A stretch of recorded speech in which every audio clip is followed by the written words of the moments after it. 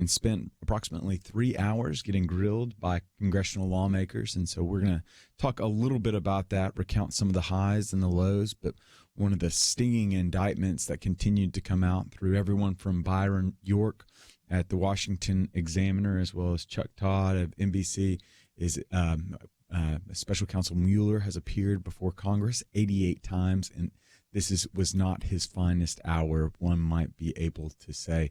But we'll talk a little bit more about what was said, what wasn't said, and who we think possibly won this, if there was a winner in this congressional committee as well. We'll also kind of continue to make our way around the news for the day. We'll talk a little bit about the budget deal, which is going to raise spending by over $300 billion. And so what are the implications relative to that, especially from a Christian perspective? We'll take a look at some of the numbers and where some of this money is going to be going towards.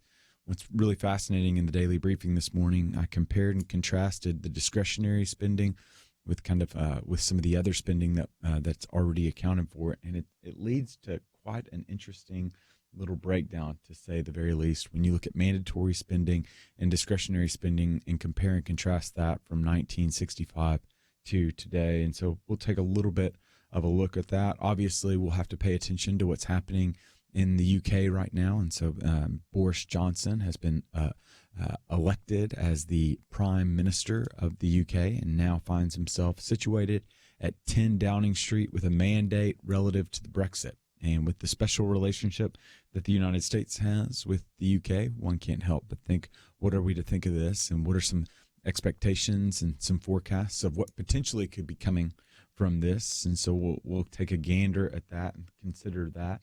And we'll also be covering just a tragic event that happened over the weekend. There was a boxing match in which an individual suffered severe brain damage during the match and then ended up passing away yesterday. Just another reminder of the preciousness of life. But there's some interesting little tidbits underneath this as well that we will get to. But we'll be getting to all of that and more, and we'll also be taking some of your questions and comments throughout the day. I'm really excited to be with you all again, and joining you yesterday with the Millennial Roundtable. But today we're going to have a little bit different of a not necessarily a Millennial Roundtable. We'll be joined over the phone by Walt Larimore. He's got a new book out called Fit Over 50. I'm really, Walter's a good friend and can't wait to talk with him for a little bit. And then a fellow Tennessean will be joining us as well in the next hour. Hunter Baker of Union University will help us consider a Christian perspective relative to the Trump presidency. But without further ado, let's jump into it, shall we? This is where the news of the day is happening. We're at halftime right now. The House Judiciary hearing with Robert Mueller missed the mark for pro-impeachment Democrats. That, according to the Politico playbook this morning, they've said those who wanted to begin impeachment proceedings needed bombshells from the former special counsel.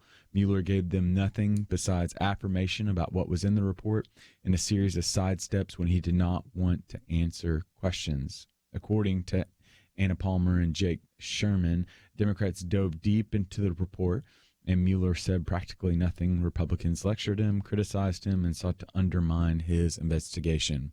This criticism that came from Republicans was more than likely epitomized, or at least we saw the height of it when Representative Louis Gohmert, who's a friend of the show, took his time and grilled Special Counsel Mueller to the extent that he said he was perpetuating injustice with his investigation.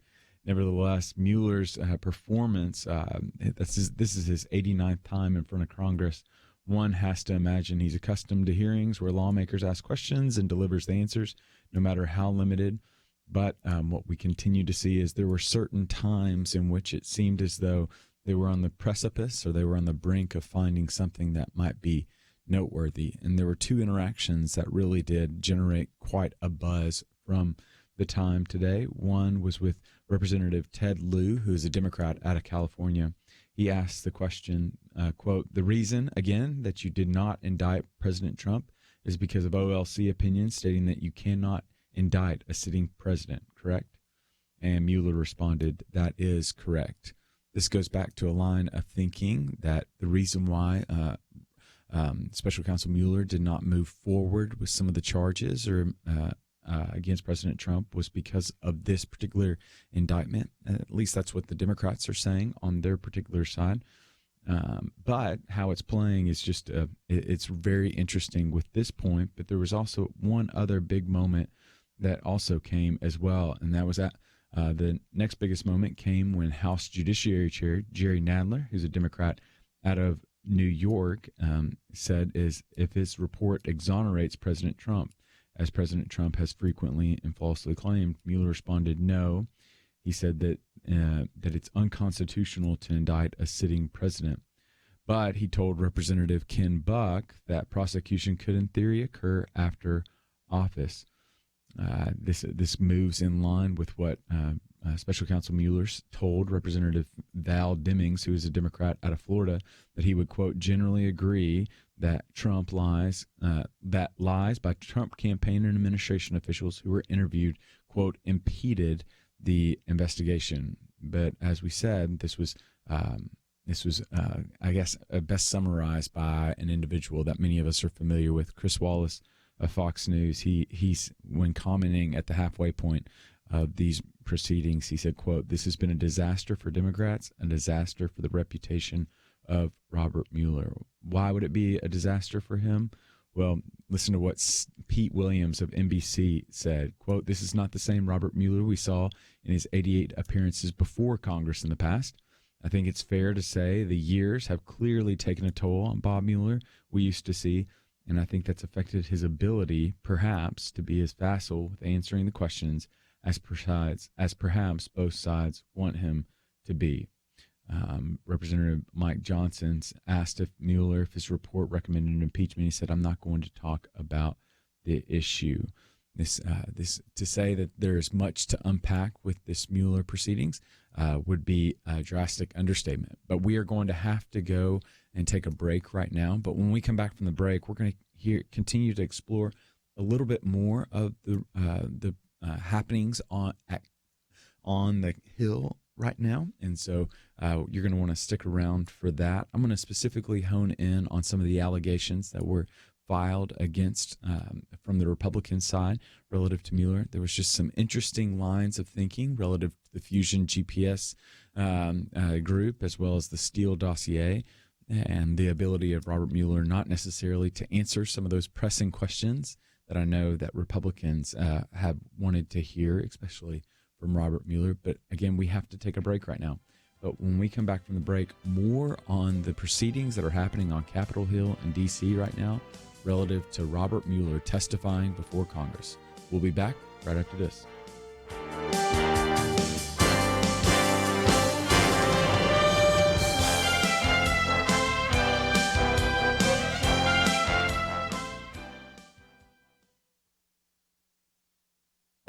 This is Viewpoints with Kirby Anderson. Columnist Derek Hunter observes that separately, arrogance and ignorance are some of humanity's worst traits. Together, when coupled with power, they achieve weapons-grade stupid status. Harsh words, but they are most likely true. He applies this observation to the Gang of Four in Congress, also called the Squad, that seems to be led by Alexandria Ocasio-Cortez. But before we talk about the latest conflicts in Congress with these women, consider how true this is becoming in every area of American life. Ignorance is the first issue. In many previous commentaries, I've cited studies showing how little college graduates know about history, government, and economics. This is where the problem of arrogance comes in. They think they know more than they actually do.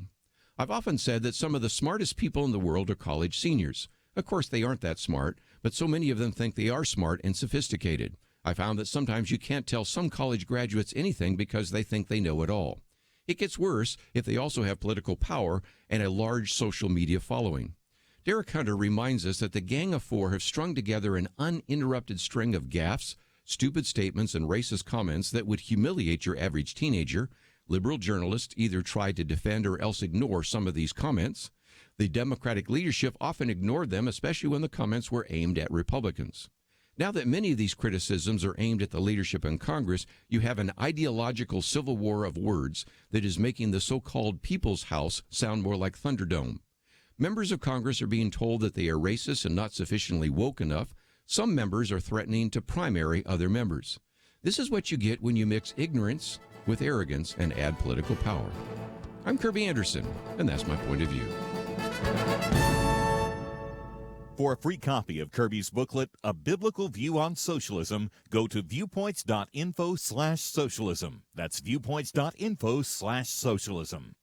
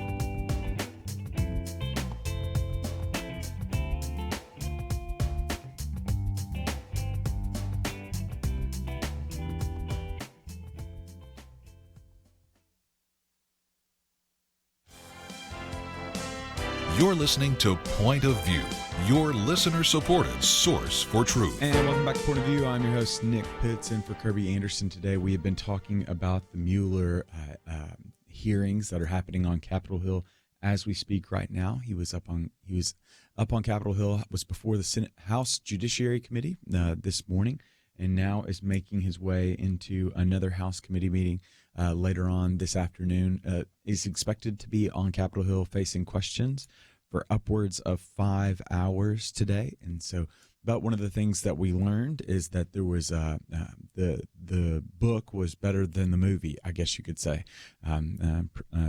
Special Counsel Mueller released, obviously, his report that was upwards of 400 pages.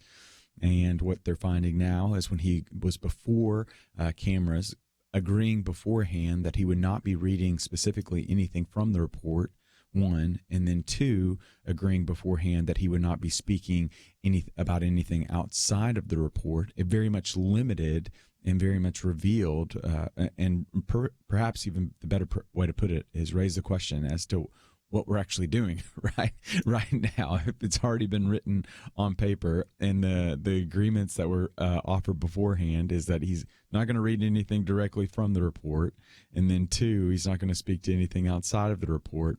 One wonders why we're even having some of these hearings in the first place.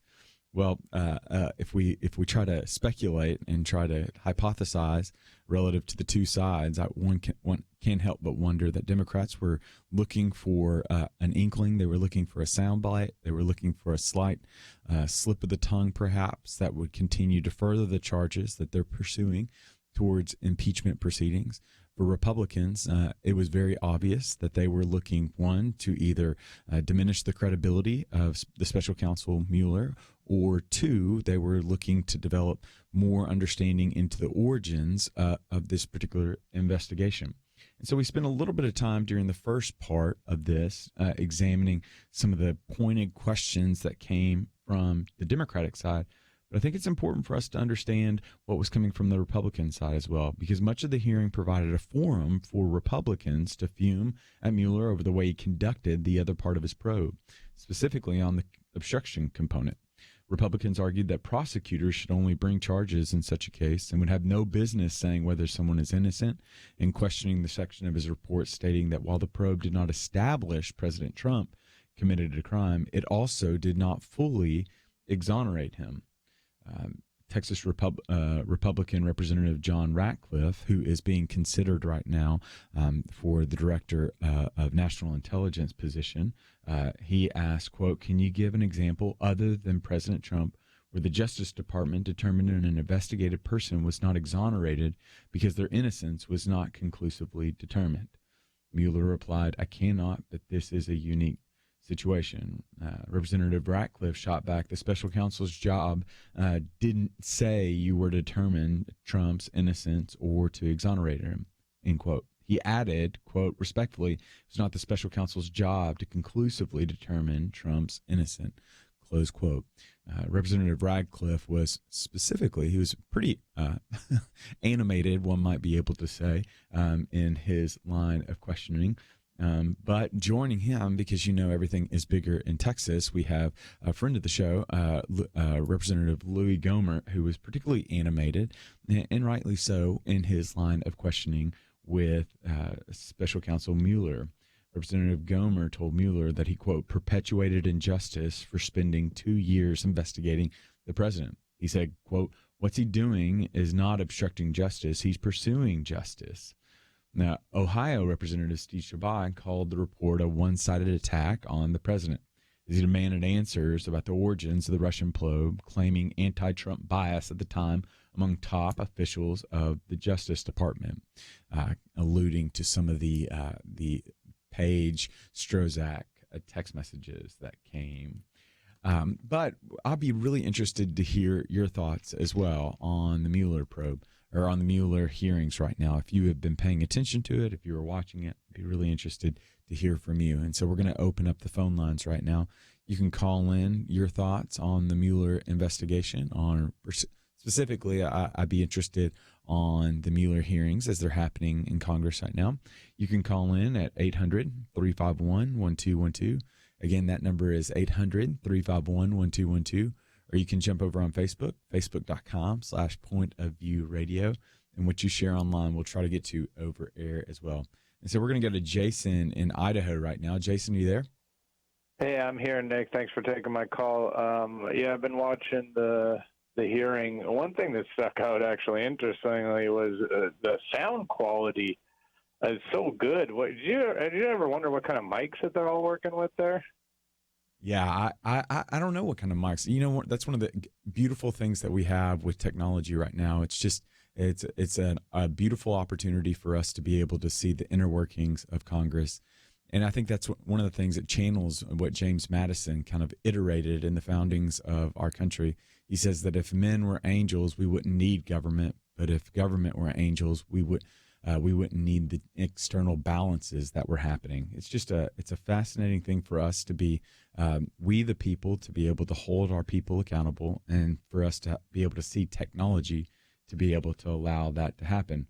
Because as we're beginning to see, there's just certain necessary checks and balances on this particular point. And that's one of the beautiful reasons as to why I'm grateful that we have the opportunity not only to hear from Mueller, but we also have the opportunity to be able to get to the bottom of what was actually happening relative to Russian interference in the elections. So Democrats, amid a push from liberals to impeach President Trump because of either the obstruction of justice claims or because of the collusion with Russian officials claims, have argued the report proves the president worked to hinder the probe. Under questioning the House Judiciary Committee Chairman Jerry Nadler, Mueller flatly replied no when asked if his report totally exonerated the president, as Trump has argued. Mueller has continually said that he would not offer a total exoneration, which was just it's just been a perplexing issue that has divided both Democrats and Republicans. That's one of the things that I find so interesting right now when it comes to that particular line, that Mueller was offering up this. He cannot totally exonerate him, but it wasn't to the extent that he would be able to make any type of recommendation as well. It's almost as if he punted the ball to the Attorney General Barr to be able to move on his particular report. So what do we continue to see is that Mueller's investigation looked into Trump's firing of FBI Director James Comey, his ousting of Attorney General Jeff Sessions, and the anti-Mueller comments allegedly made by President Trump to then White House counsel Don McGahn. Nadler told Mueller, quote, although department policy barred you from indicting the president for this conduct, you made clear that he is not exonerated. Any other person who acted this way would have been charged with a crime, and in this nation, not even the president is above the law. But as to be expected, Republicans retorted and pushed back on the obstruction accusation, repeatedly arguing that President Trump was not guilty of the underlying inquiry of coordination with Russia during the 2016 election. House Judiciary Ranking Member Doug Collins from Georgia asked Mueller if his probe was curtailed or stopped or hindered, at any point? And Mueller replied, no. Mueller said at the outset of the hearing, according to a Fox News report, that he wouldn't discuss the origins of the FBI's investigation into the president, saying he wouldn't be able to answer any questions, quote, about certain areas that I know that are of public interest. Pressed by Republicans about anti-Trump dossier paid for by Democrats and commissioned by the firm Fusion GPS, Mueller repeatedly refused to discuss the issue, saying, quote, this is outside my purview. The dossier of claims about President Trump's relationship with Russia was provided to the Justice Department at the early stages of the investigation. Republicans have demanded answers about the origins of the Russian probe, claiming anti-Trump bias at the time among top officials at the Justice Department.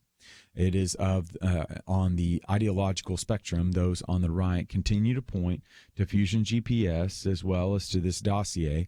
It says it was illegitimate as the reason why those were being entertained, and those served as the origins of these kind of conspiracy theories of these, or not, I don't want to say conspiracy theories of these claims, and inevitably which led to the investigation. And since the special counsel Mueller could not fully exonerate the president, since special counsel Mueller only simply punted it to Barr. Now Republicans are seeking to get to the bottom of this, especially in light of some of the text messages that were exchanged between Justice Department officials that expressed their displeasure towards President Trump. Well, the hearings are still going on, and so we will have to take a little bit of a break, but we will also be transitioning as well.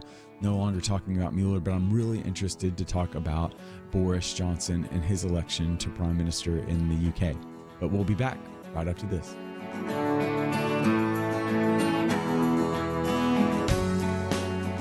There is no more dangerous time than when things are going well.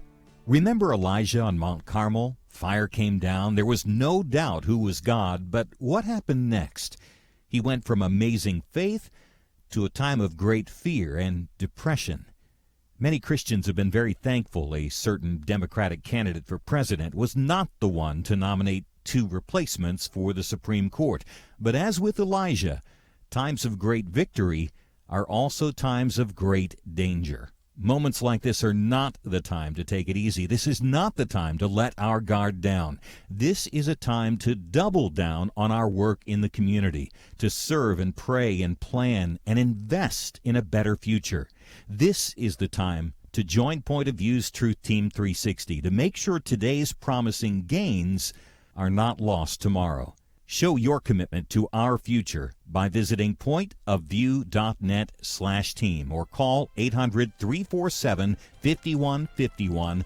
Ask to join the Truth Team. Pointofview.net/team and 800-347-5151. Point of View will continue after this.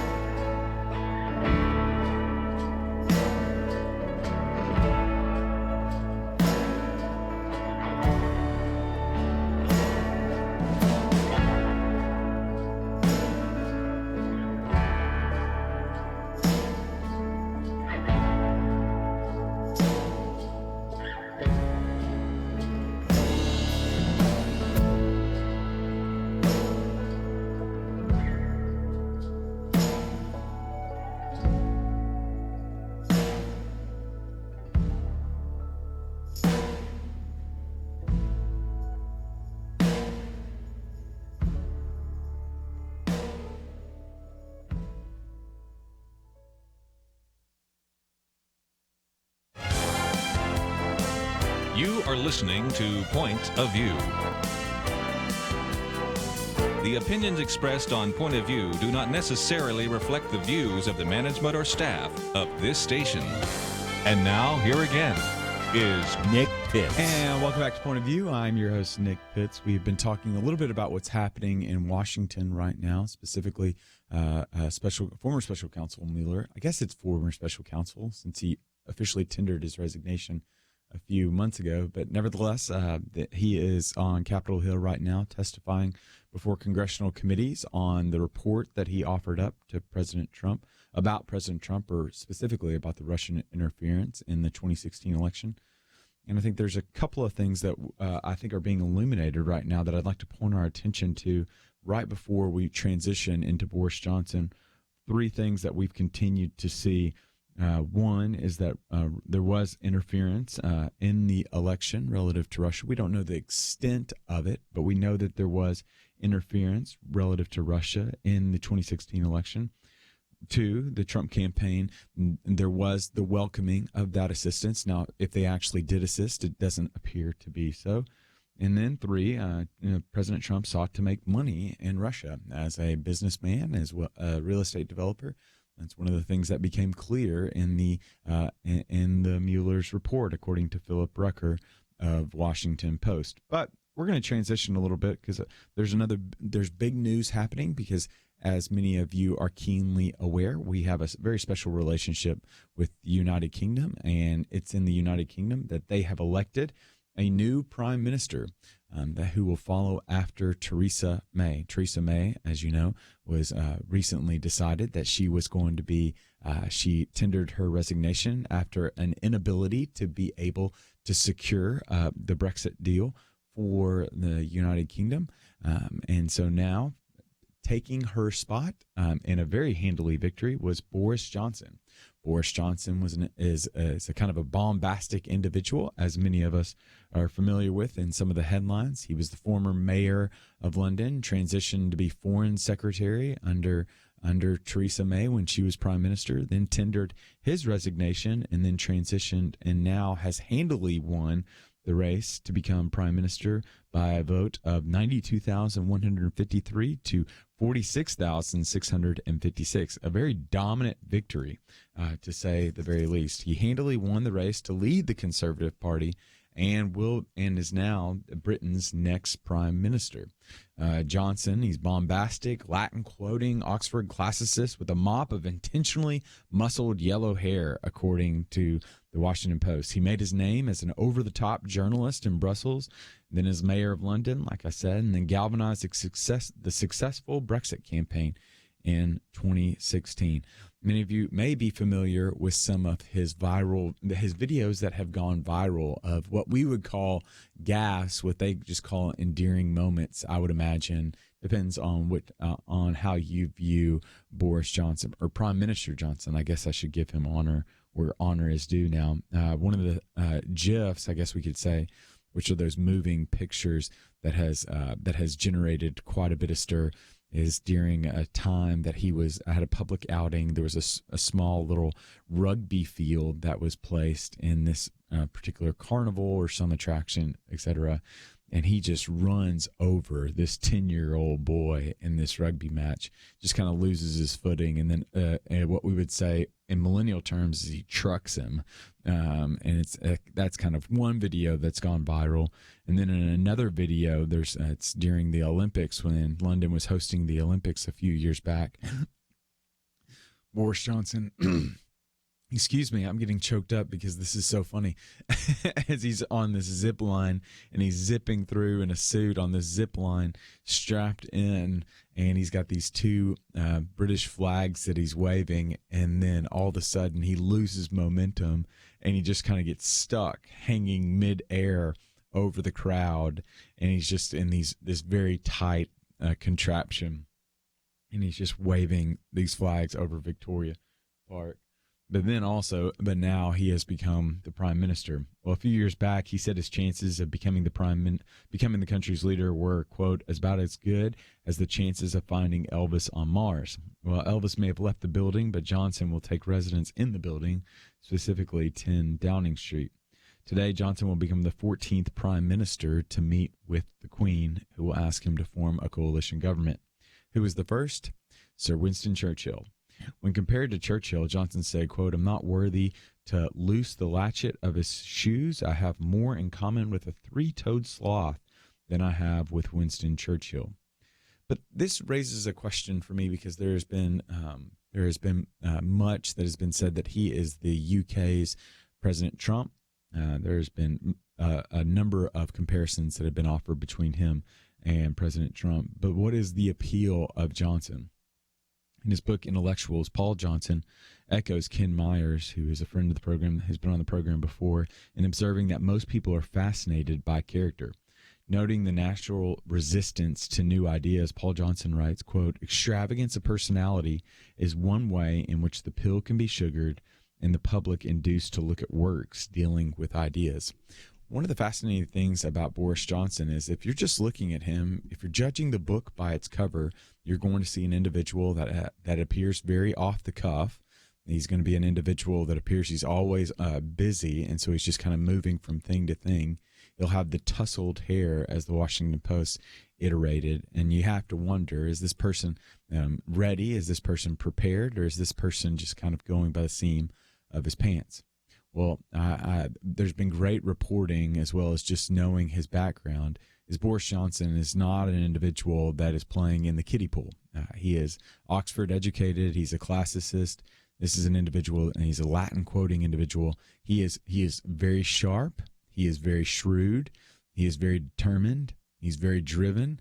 And I'm interested to see how the relationship is going to play out as he leads the UK during this tumultuous time right now, when they're trying to figure out this Brexit strategy moving forward, to actually execute the deal or to have no deal.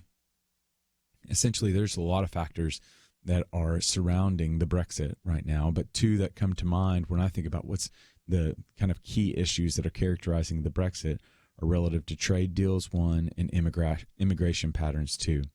The trade deals obviously are a pretty significant component, as we ourselves here in the U.S. are facing right now, trying to better understand what it means to be able to kind of yield to and lean on the comparative advantage of securing trade deals where we might be able to eliminate tariffs for free trade, because free trade will allow prices to naturally go down due to greater levels of competition. And then two, will allow for specialization as well as innovation to be able to happen as well. That will continue to decrease prices on these particular deals. And so the UK is trying to position themselves in such a way that they wouldn't be locked in with the EU, but would be able to secure individual deals that would be beneficial for the country. But the second thing would have to be the immigration piece. As we are keenly aware here in the U.S. as well, immigration is a very hotbed issue right now, and the same can be said in the EU. In London, or in the UK right now, just because the close proximity to Europe and to some of those troubled areas in the world right now, there is just a great discombobulation relative to the people movement within the continent.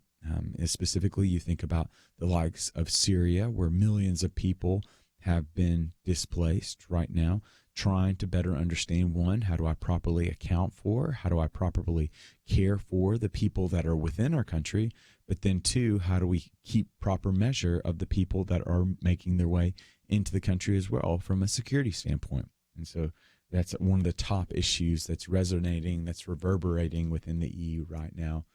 But here's what we know to be true, that Boris Johnson is an individual that brings about a significant level of change.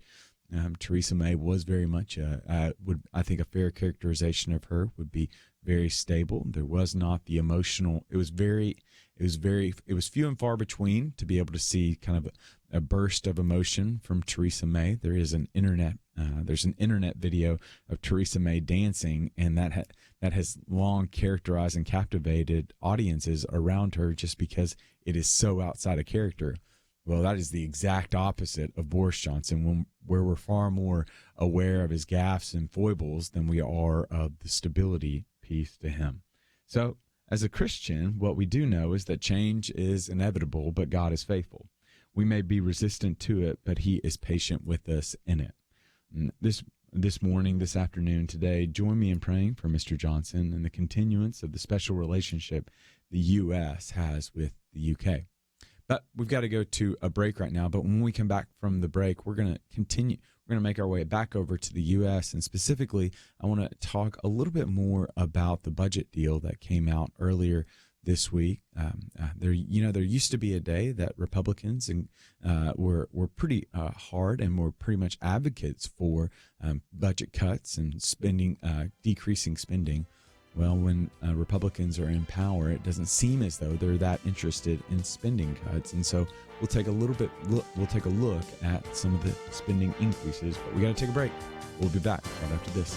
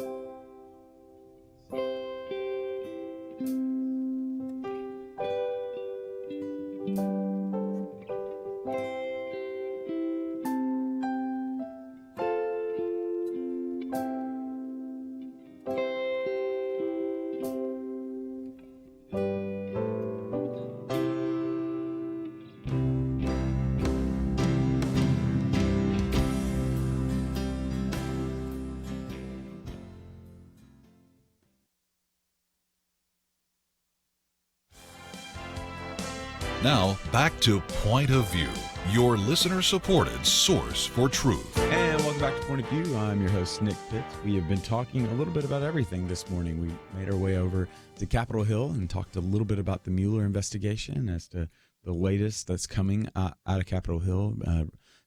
Former special counsel Robert Mueller finds himself testifying before congressional committees this morning, upwards of 5 hours. He's currently on the stand. He's currently sitting before Congress right now, which is providing a little bit of reading material during the breaks. Then we transitioned over to the UK to talk about a little bit about what was happening in the UK with regards to Boris Johnson becoming prime minister yesterday, handily defeating his opponent, and now finding himself trying to put together a cabinet and trying to figure out and strategize as to a way he might be able to secure the Brexit deal that the members and the citizens of the United Kingdom voted in favor for over 2 years ago.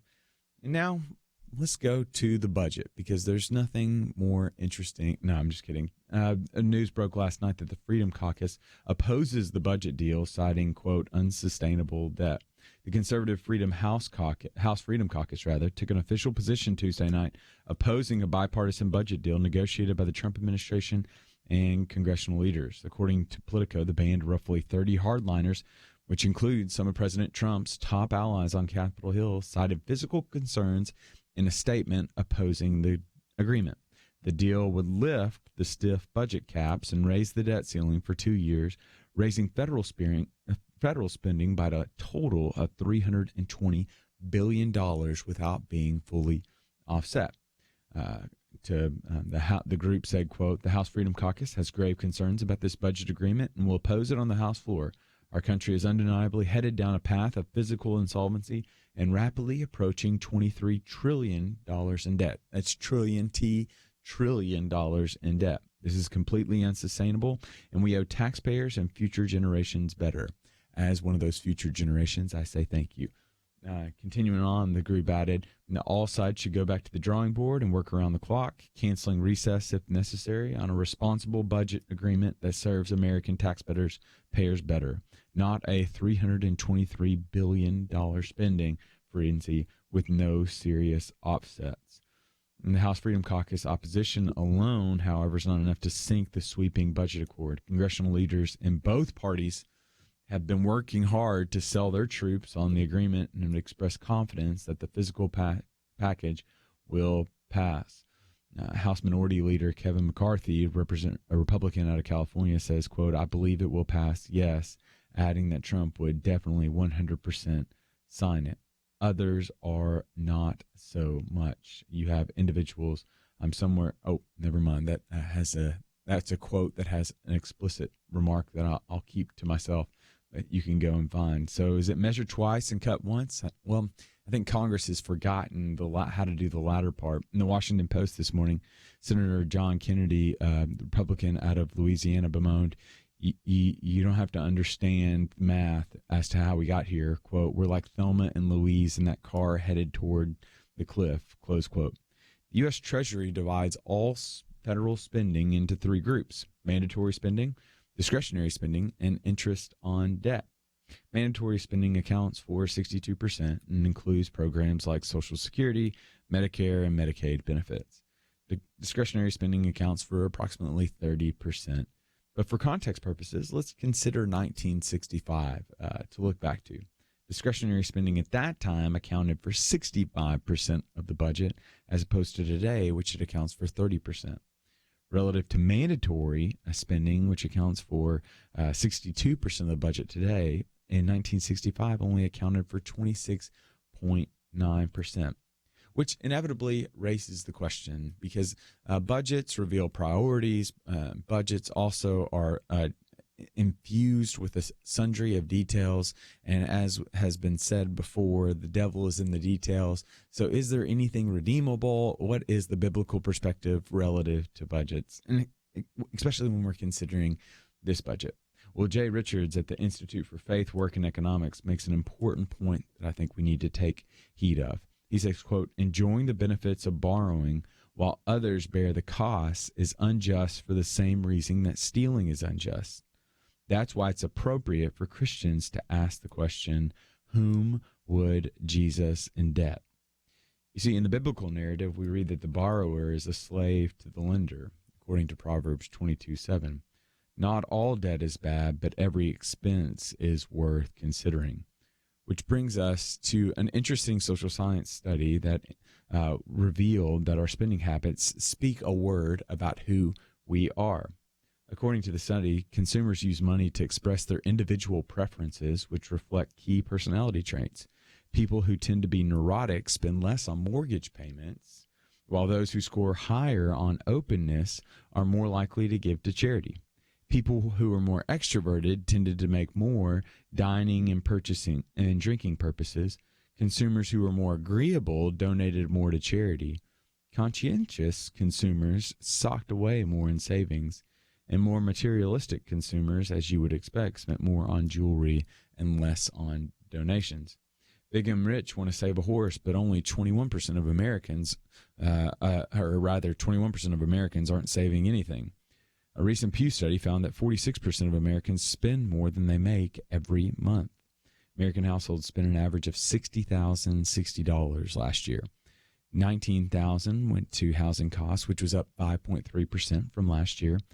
$9,500 roughly went toward transportation, which is an 11% increase from the previous year, and $7,000 was directed toward food. Randy Alcorn wrote one of the best books I've ever read on money in the kingdom of God. This question from his book divinely haunts me, to say the least, when considering financial decisions. He asked the question, quote, "Are we truly obeying the command to love our neighbor as ourselves if we're storing up money for potential future needs when our neighbor is laboring today under actual present needs?" I think Mr. Alcorn is right. Abundance isn't God's provision for me to live in luxury. It's his provision for me to help others live. God entrusts me with his money not to build my kingdom on earth, but to build his kingdom in heaven. Whether it's the government's funding or whether it's our own, it is worthy of consideration where we're giving our funds to and where those funds are being directed toward. And so it's worth a moment of reflection today as you consider your financial expenditures. But we have got to take a break right now for some of those financial expenditures. But you're going to want to come back, because when we come back, we're going to have Walt Larimore joining us over the phone. He's just got a new book out called Fit Over 50, Make Simple Choices Today for a Healthier, Happier You. Dr. Larimore has been listed in the best doctors in America, distinguished physicians of America, and who's who in medicine and healthcare, who's who in America, and the International Health Professionals of the Year. His MD degree is from LSU with AOA honors, while his family medicine residency with an emphasis in sports medicine was at Duke University Medical Center, where he was named one of the top 12 family medicine residents in the nation. You're going to want to stick around because his new book is just, one, it's enthralling. Two, I think it offers some great advice for us as we continue to consider how we not only age, but also the quality of life as we age. There's some great tidbits in this book, and I can't wait to talk with him more at the hour after the break. But also, we'll be joined by Hunter Baker over the phone following Dr. Larimore.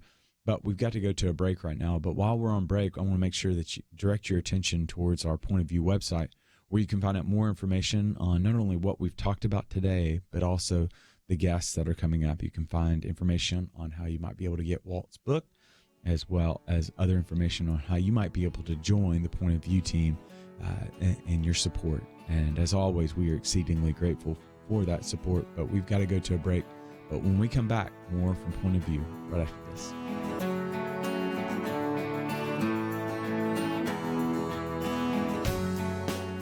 We live in a digital generation. Point of View is reaching this often overly plugged-in generation with truth.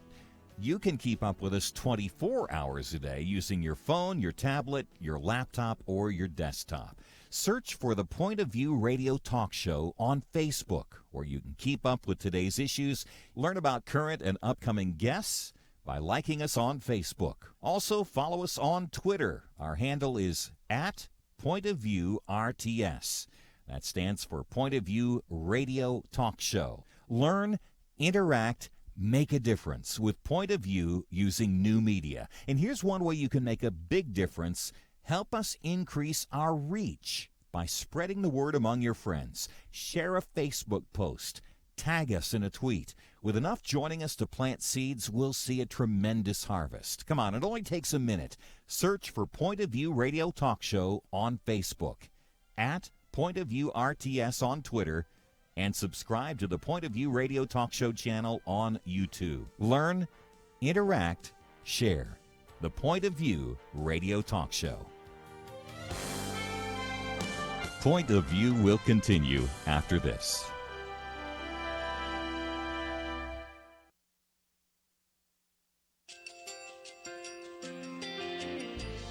I just want to thank you so much for all the wonderful programming you have. You're just absolutely fantastic. I recently started listening to Point of View, and I really found it interesting because of the different subjects you cover. Thank you for that. I really appreciate everything that you do in keeping us informed. Thank you, Kirby, for everything that you have been doing. I appreciate all the work that you're doing, advocating for the Word of God. Thank you so much. Point of View, I think, is absolutely necessary because it's a Christian perspective, a biblical worldview perspective, and receive very current, up-to-date information about what is really going on, week to week in our culture, which is changing so rapidly, and yet it's morally sliding backwards. Yeah, I'm just, first of all, I thank you guys. Y'all's program is wonderful, and enjoy it every day. I learn so much every time I listen to it. Point of View Radio Talk Show.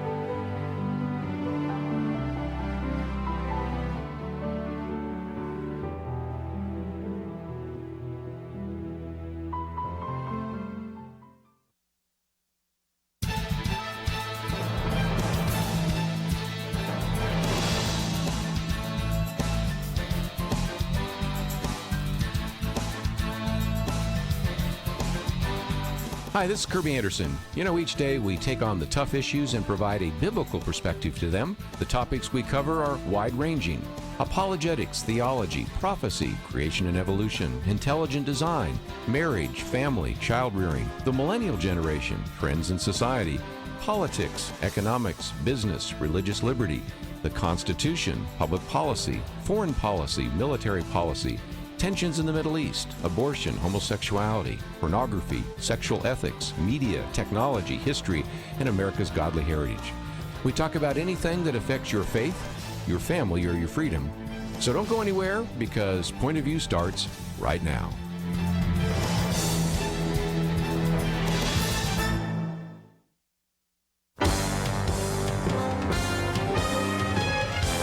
Across America, live. This is Point of View.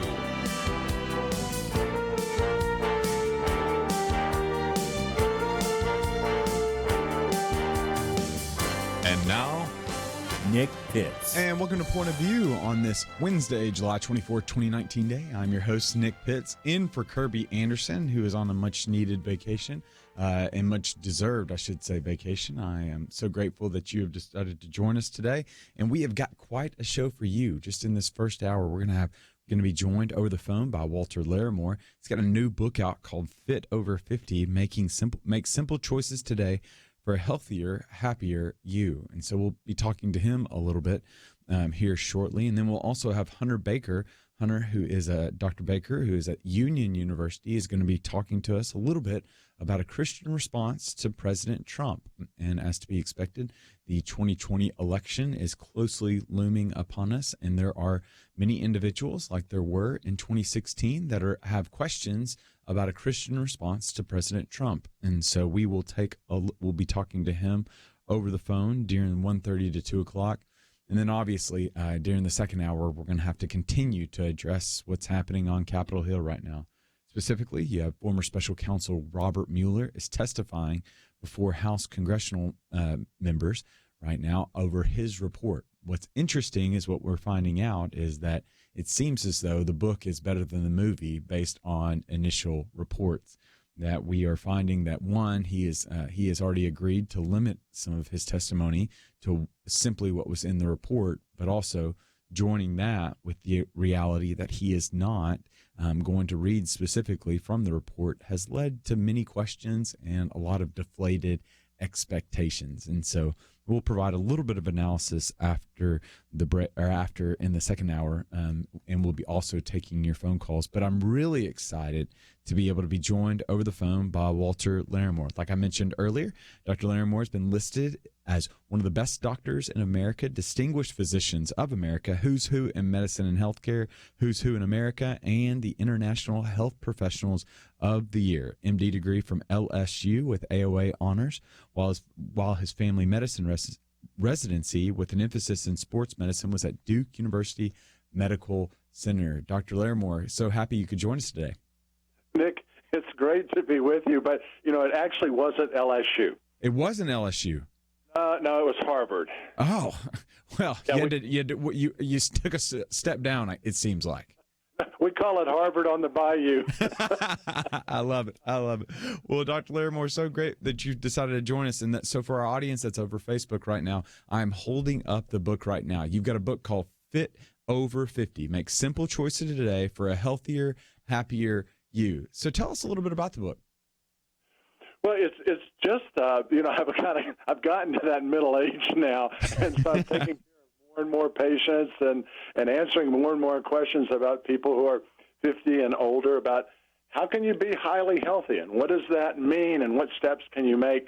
And there's so much false information on the internet about health and so many products and supplements that we can buy that Dr. Bishop and I wanted to produce a resource that was both medically reliable, but also biblically sound. Mm.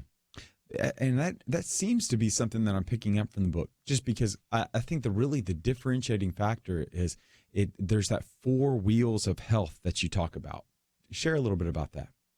Yeah, that was something that dawned on me when I finished my residency in family medicine, sports medicine at Duke University, and then went out to the mountains of North Carolina, a little town called Bryson City, and practiced out there for about 5 years.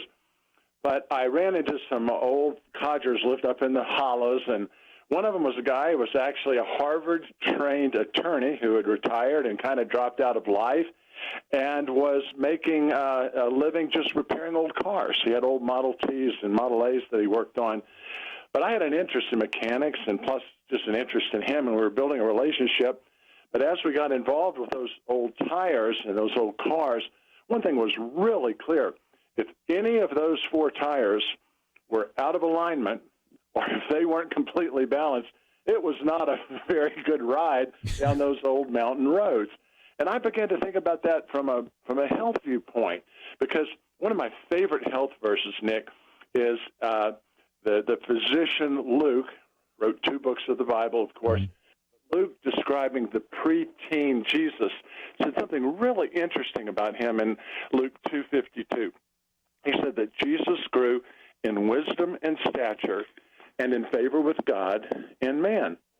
And it just fell together to me that Jesus grew in wisdom. He grew mentally, intellectually. Yeah. He grew in stature, that physically he became more healthy as he grew. He grew in favor with God, that he had a spiritual side to him, and he grew in favor with man, that he had a relationship side.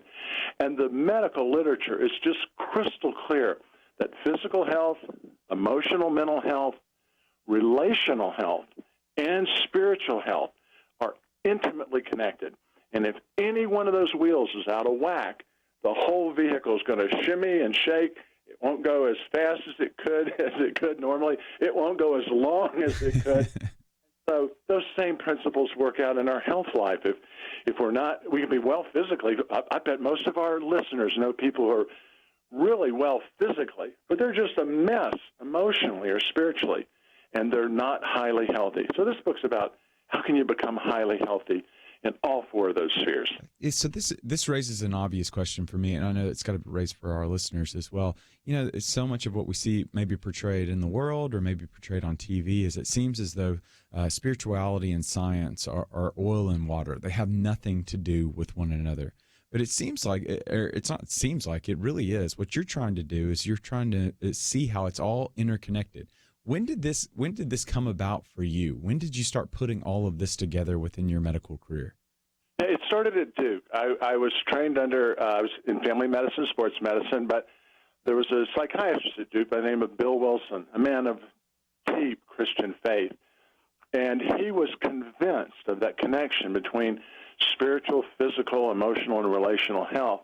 And so I had the privilege of studying under him, as did some of the most renowned Christian psychiatrists in America have studied under Bill Wilson. But what has happened since then, and that was in the late 70s and early 80s, what's happened since then is literally, Nick, tens of thousands of studies around the world that have looked at the connection between spiritual health and physical, emotional, relational health. And it's a very intimate, very tight connection, to the point now that at least in medical circles, it's now a national quality standard for physicians to inquire of their patients what their spiritual beliefs are and how they intersect with health. In fact, it's considered malpractice not to know that, because we know that deep, intimate connection between the two. That's absolutely fascinating. But we've got to go to a break right now. But while we're on the break, I want to highly encourage you to make your way over to the Point of View website.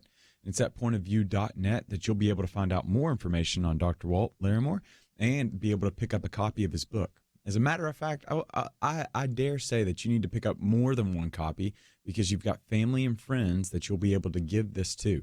But when we come back from the break, we're going to talk more with Dr. Larimore about the intricacies within this book as well. He's got some great tips as well as some essential components that you need to be aware of in order that you might be able to be fit over 50 and to understand how spirituality infuses it all.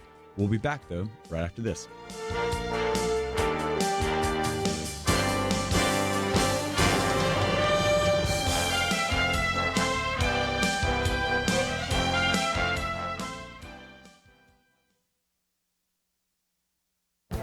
This is Viewpoints with Kirby Anderson. Columnist Derek Hunter observes that separately, arrogance and ignorance are some of humanity's worst traits. Together, when coupled with power, they achieve weapons-grade stupid status. Harsh words, but they are most likely true. He applies this observation to the Gang of Four in Congress, also called the Squad, that seems to be led by Alexandria Ocasio-Cortez. But before we talk about the latest conflicts in Congress with these women, consider how true this is becoming in every area of American life. Ignorance is the first issue. In many previous commentaries, I've cited studies showing how little college graduates know about history, government, and economics. This is where the problem of arrogance comes in. They think they know more than they actually do. I've often said that some of the smartest people in the world are college seniors. Of course, they aren't that smart, but so many of them think they are smart and sophisticated. I found that sometimes you can't tell some college graduates anything because they think they know it all. It gets worse if they also have political power and a large social media following. Derek Hunter reminds us that the Gang of Four have strung together an uninterrupted string of gaffes, stupid statements, and racist comments that would humiliate your average teenager.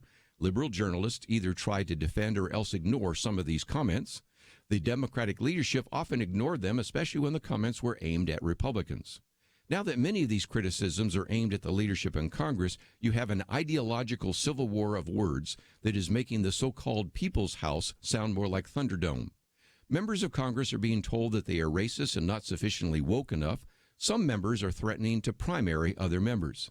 This is what you get when you mix ignorance with arrogance and add political power. I'm Kirby Anderson, and that's my point of view.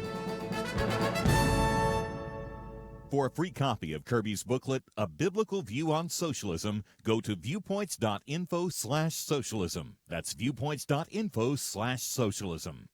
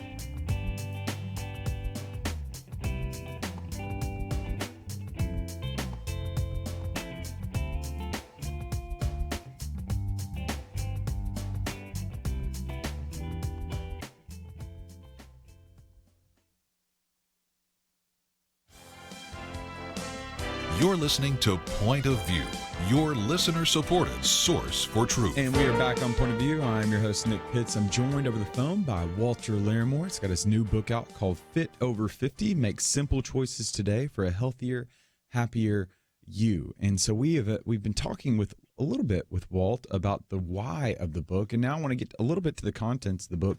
And so, Dr. Larimore, you divide this into two parts. You have your 10 essentials, and you got 22 tips for a happier and healthier you. But I want to dig in a little bit to the essentials and just kind of tease out, elaborate on some of these sections, shall we? And so let's go with the importance and the essentialness of balance. Share with us a little bit about that. What was that idea of a tire? Your car with an unbalanced tire, if you keep riding on that sucker, it may just explode on you. And who wants to have a flat tire in the middle of the night on some dark road in the middle of nowhere?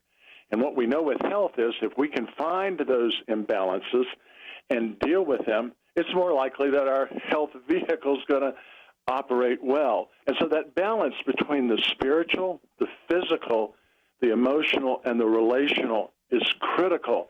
And in the book, we actually refer to an assessment tool that I built with the Kaiser Health folks out in California, a little assessment tool that people can get for free, that they can fill out just by answering a couple of hundred questions. It takes a little bit over half an hour. It takes some time. But by answering those questions, you can actually draw your 4 health wheels. And in an instant, you can take a look at that drawing and see which of my tires are out of alignment, which are out of balance, and which do I need to work on? And then the rest of the book is, how do you blow that tire up? How do you get those tires back into alignment? That's so fascinating. Again, I'm just captivated by this holistic perspective that you're offering relative to our health, which is kind of illuminated in one of these parts that I really want to touch on is forgiveness. In a shocking twist, forgiveness has a propensity to, or rather the lack of forgiveness has a propensity to be very detrimental towards our health, right? Yeah, Nick, these 10 essentials came from a survey that I did of over 200 healthcare professionals and public policy experts around the world, asking them what are the 3 most important parts of health. We ended up with 10 that were important, but the third one on their list was forgiveness. And our listeners may like to know this. Of all of the people I quote in the book outside of the Bible, Dr. Nick Pitts is the most quoted person. No, man. You're going to tell them, you got to give them reasons to go get the book, not necessarily reasons to get them to run away from it. No, this is where you shone, Nick, because the chapter on forgiveness has a couple of quotes of yours, and one of them I just really, really love. I mentioned that Mayo Clinic tells us that forgiveness brings plenty of health benefits, improved relationships, decreased anxiety, stress, lower depression, lower blood pressure, lower risk of having immune problems, better heart health. Letting go of negative emotions, Mayo says, has a remarkable impact on the body. And then I say this, Dr. J. Nick Pitts writes, quote, when we fail to free others from the pain they caused us, we continue to hold ourselves captive to that pain, and that hurts us. It's as if the experts are saying, forgive to live. And, Nick, I just thought that was an extremely wise observation of yours, and yet you point out 94% of Americans think they should be forgiven, but only 48% actually try to forgive. And then you say this, I hope our listeners will really listen to your advice. You say, quote, as many have said before, holding a grudge is like drinking poison and hoping the other person dies. A grudge offers us the chance at vindication, but it overpromises and underdelivers. Nick, I thought you were spot on, and I'm so grateful that you let me use that quote because I think it's really, really good for people to center on. Well, you're exceedingly kind and count me grateful to be a friend of yours. But let's continue back because I want to touch on one other because there was one in this book that it really did. It caught me off guard. And I think it'll be helpful for our listeners to understand the essential nature of uncovering your passion. Yeah, without a question. Who did God create you to be? What that he's calling you to be and to do? Not just how do you know him more deeply, not just how do you know him more sweetly, but how do you make him known through your work, through your passion? And so the health studies are very clear that people who tend to just get a job to get along, for example, don't get along very well. Over time, that just wears you down if you're not doing what you were built to do, what you were created to do. And so we devoted an entire chapter to how do you uncover your passion? What are some clues to that? And then what are some practical steps to beginning to work that out? For some people, that can be a several-year process, but it's one that can be crucial for our health. That's great. So then you transition over to part 2, and then in part 2, you've got 22 tips for a happier, healthier you. And so I just want to review some of these. You move in the first part, and you talk about how the relational health tips, and you show that there's great value in volunteering. Share with us a little bit about that. Well, that's one area of the book where there's another Nick Pitts. Oh, no, then we need to transition. You remember you said Elizabeth Andrew put it well when she said volunteers don't necessarily have the time, but they do have the heart. And as we give of ourselves volunteering, we actually gain in mental health, relational health, physical health, and spiritual health. I know in our family that we have, since the kids were little, always volunteered as a family. And I think most people that volunteer recognize the truism that you gain far more than you give. It's almost like you can't afford not to. And so we felt it was a critical tip to put in the book. And then you move into the second part, which is emotional health tips. And then, this is something that's very contra to the American spirit, enjoying the rewards of aging. It seems as though we're living in a world in which people are doing everything that they can not to age, but you're trying to indicate, and you're saying it's important to enjoy the rewards of aging, right? It's critical. You've developed experience, life experience. You've made mistakes. You've goofed up. You've screwed up. And many of our listeners who are over 35 or 40 may say, what do I have to give? I'm just kind of in the decline. No, you're not. You're heading towards your prime. Now, the book can teach you how to do things physically that can improve your health, how you can do things emotionally and relationally to improve your health. But as we get older, we have the chance to give more than we ever have.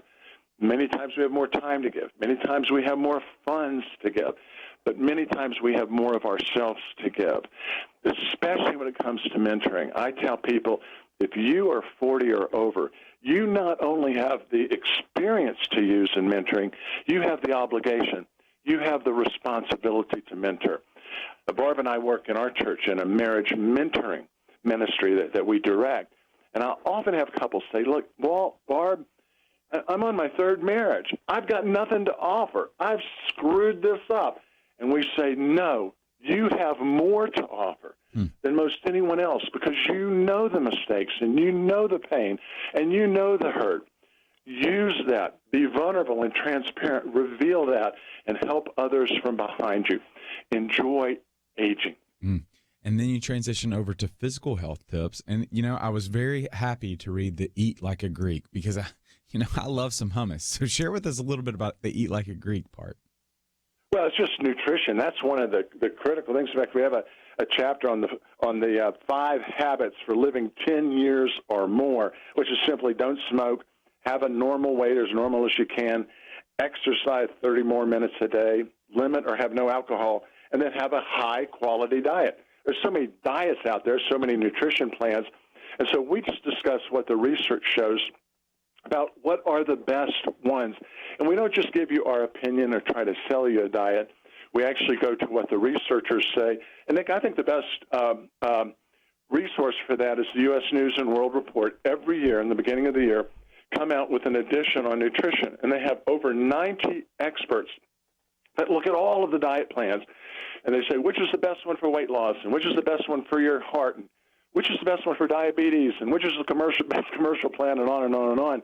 And for several years now, the one that rises to the top is that Mediterranean diet, that diet with fresh grains and fruits and vegetables and limitations on the meat and a tiny little bit of alcohol, not a whole lot, but that olive oil, saturated diet that seems to be not only good for us physically, it can be a lot of fun with family and friends, right?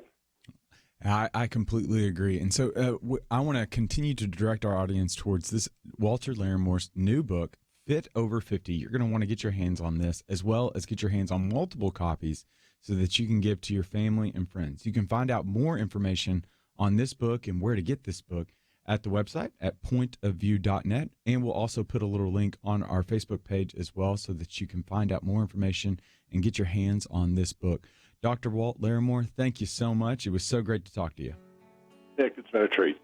And so we are going to have to take a break, but when we come back from the break, we're going to be joined over the phone by Hunter Baker out at Union University. The topic will be a Christian response to President Trump and some of his tweets. We'll be back right after this.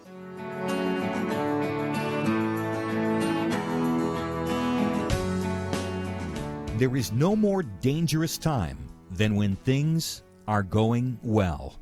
Remember Elijah on Mount Carmel? Fire came down. There was no doubt who was God, but what happened next?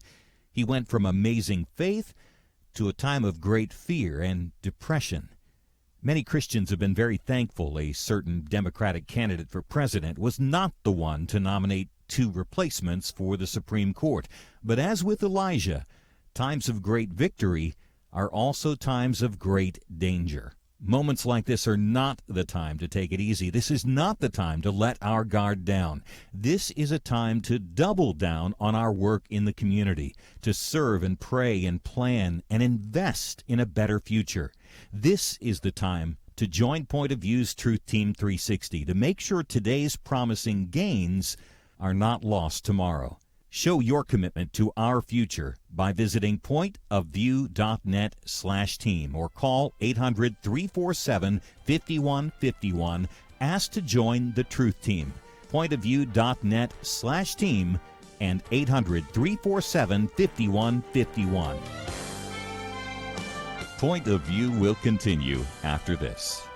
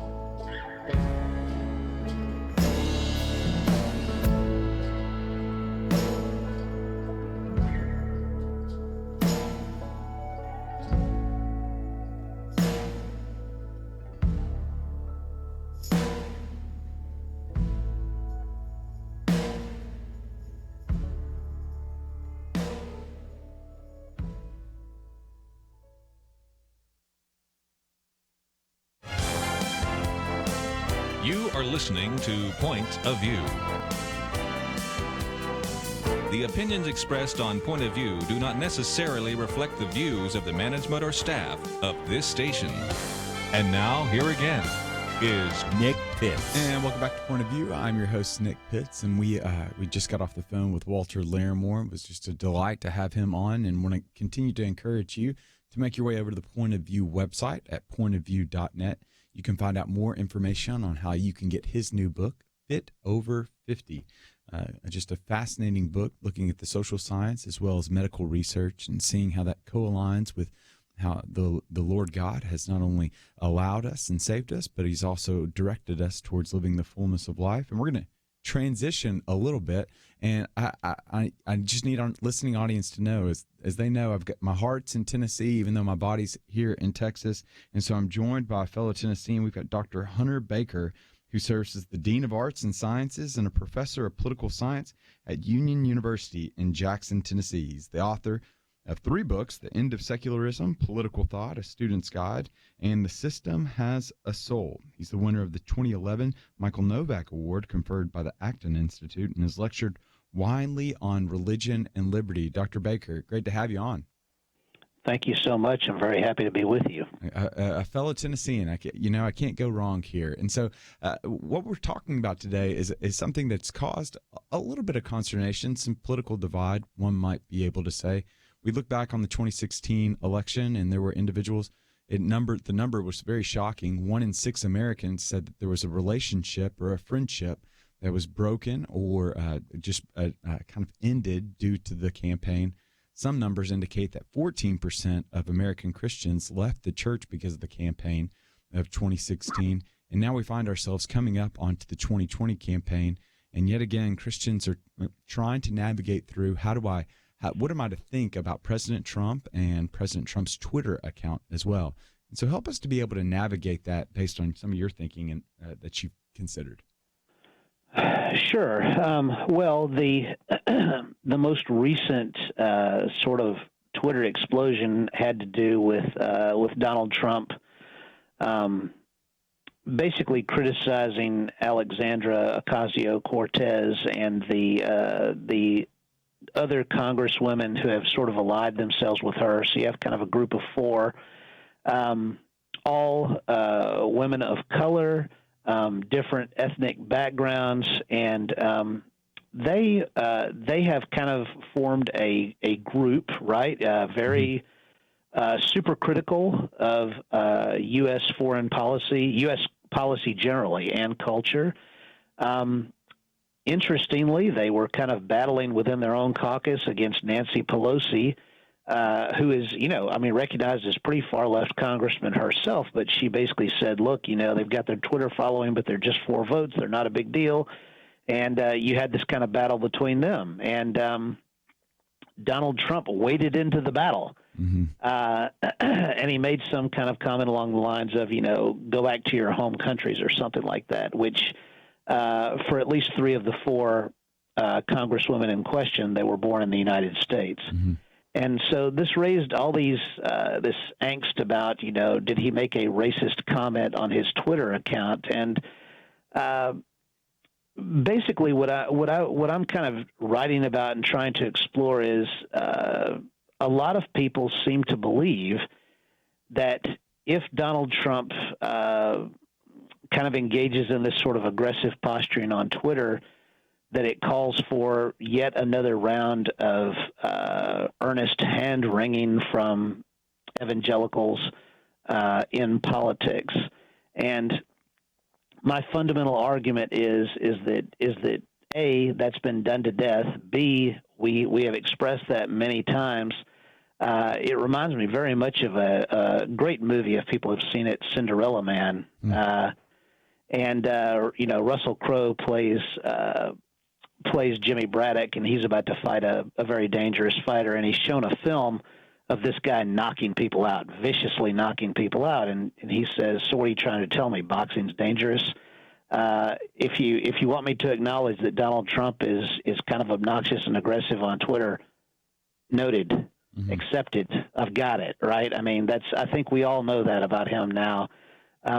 but whether or not this calls for sort of this endless twisting in the wind, I just disagree with that. I think that if Christians have been paying attention, there's been plenty to be outraged about in politics for decades now, and I don't think that Donald Trump, as much as he's aggressive and rude and obnoxious, this is not some new thing. I'm completely outraged at the way we talk about unborn children. Mm-hmm. I'm completely outraged that people who dehumanize the unborn child are totally accepted, welcome with open arms everywhere in the United States. We act like that's no big deal, and yet we're upset about Donald Trump's aggressiveness on Twitter. I just think that we need to kind of reevaluate and have a little perspective. Yeah, it kind of, because there's almost two lines of thought here. It's almost like this is just baked into the cake now. We knew what we were getting when individuals casted their ballot for President Trump. We're not seeing any new behavior. And so that raises a question for me. Is there any wisdom in calling out this type of behavior when we see it in our president now? Or is it just, as some would say, has it just been normalized and do we just need to move on and then to be able to call out when there's behavior that is new, that would be unbecoming of an individual that claims to follow after Jesus?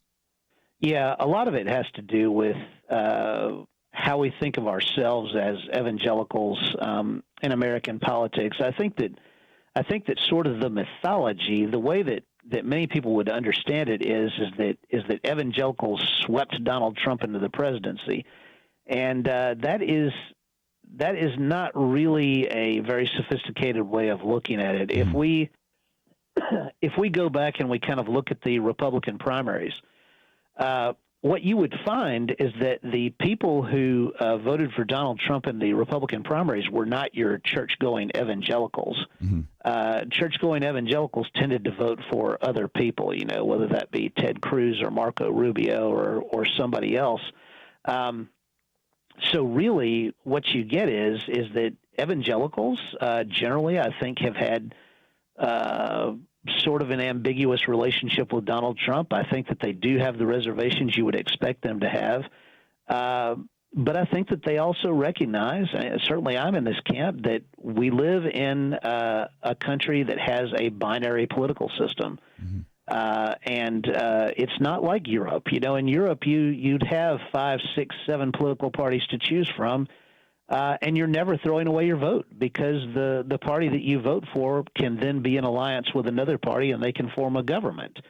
But that's not the way it works in the United States. We have a binary choice, and it was Trump or Clinton. And I think that we judge people far too harshly for making the best choice they can in in that kind of a system. So what would you say to the individual that is, one, either voted third party in 2016 or two, is considering another third party vote in 2020? The kind of common line would be that they wasted their vote. How would you respond to that? In our system, that is largely true. Mm-hmm. I think that it's an unfortunate feature of American politics that our system operates in this way. But I myself, I don't know if people know this. You can look if you Google my name, Hunter Baker, and modern age, you can see a long essay I wrote about whether or not we could have a Christian Democrat third party in the United States. The reason I say Christian Democrat is that people may not realize, but one of the most successful political parties in the world is the Christian Democracy political party. And so, for instance, Christian Democrats have been the most influential party in Germany most of the time since World War II. And this extends into other places in Europe, into Latin America, things like that. So I wrote a long essay about whether or not Christians would eventually find themselves in a place where neither of the two dominant parties is really a good place to stand. That could happen, right? Mm-hmm. And then you'd have to think about whether or not we put our efforts into a third party.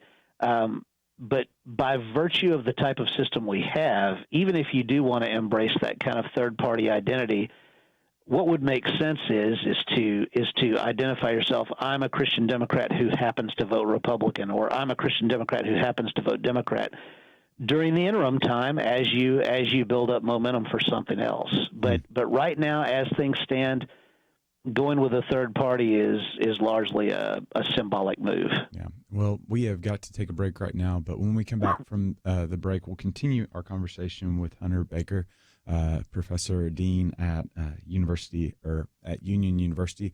But we've got to take a break right now. You can find out more information on Dr. Baker at our website at pointofview.net, and we'll be sure to link to that essay as well on the Christian Democratic Party and the formation of that potentially here in the U.S. But we'll be back right after this.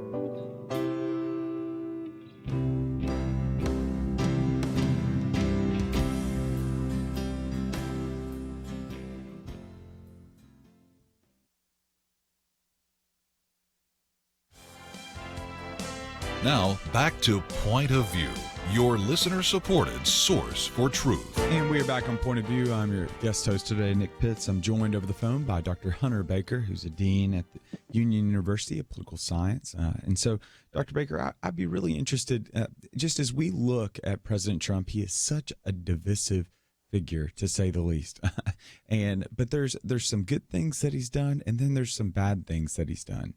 So we can think about some of the good things that he's done relative to religious liberty and the appointment of justices, not only at the high courts, but also at the lower courts as well. We can think about some of the good things that he's done relative to kind of his strategy relative to ISIS and how ISIS is much weaker than what it was at the beginning. We can think about some of the good things that's happened relative to deregulation. But then there's some other things that are a little bit more problematic, like his Twitter. There's other things that are problematic, like the continual inclusion of the Planned Parenthood funding that many conservatives, that many Christians will continue to raise their hands on. But the moment that you begin to question him or begin to criticize him, you're seen as being for the other side.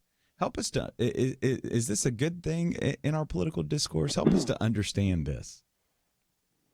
Well, I mean, what you've just described is that is the problem with our system, right? I mean, to help the one is essentially to undercut the other. To criticize the one is to give aid to the other, and so that's part of why we have so much tension, especially among evangelicals, because if I mean, look, I'll be straight with you. I supported Donald Trump after much thinking, and I was one of these people who could have voted third party all the way to the end.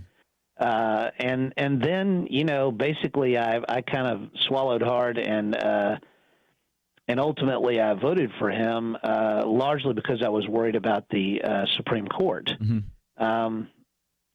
There's no getting around it from the point of view of achieving my goals. That worked completely, right? I mean, I got my 2 Supreme Court justices. Maybe someday I get another one.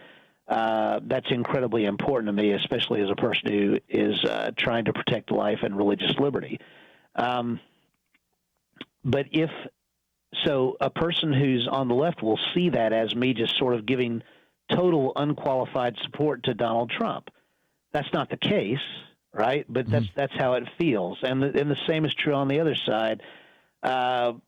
When David French writes many columns at National Review criticizing Donald Trump, criticizing his Twitter account, whatever else, it feels as though he is helping the other side, right? That's the trap that we're caught in. But let me say this, from my own perspective on it, you kind of gave a list. In terms of the actual public policy, in terms of the governing, I think he has done pretty well. I think, we're living in the best economy of my entire lifetime. I'm almost 50 years old.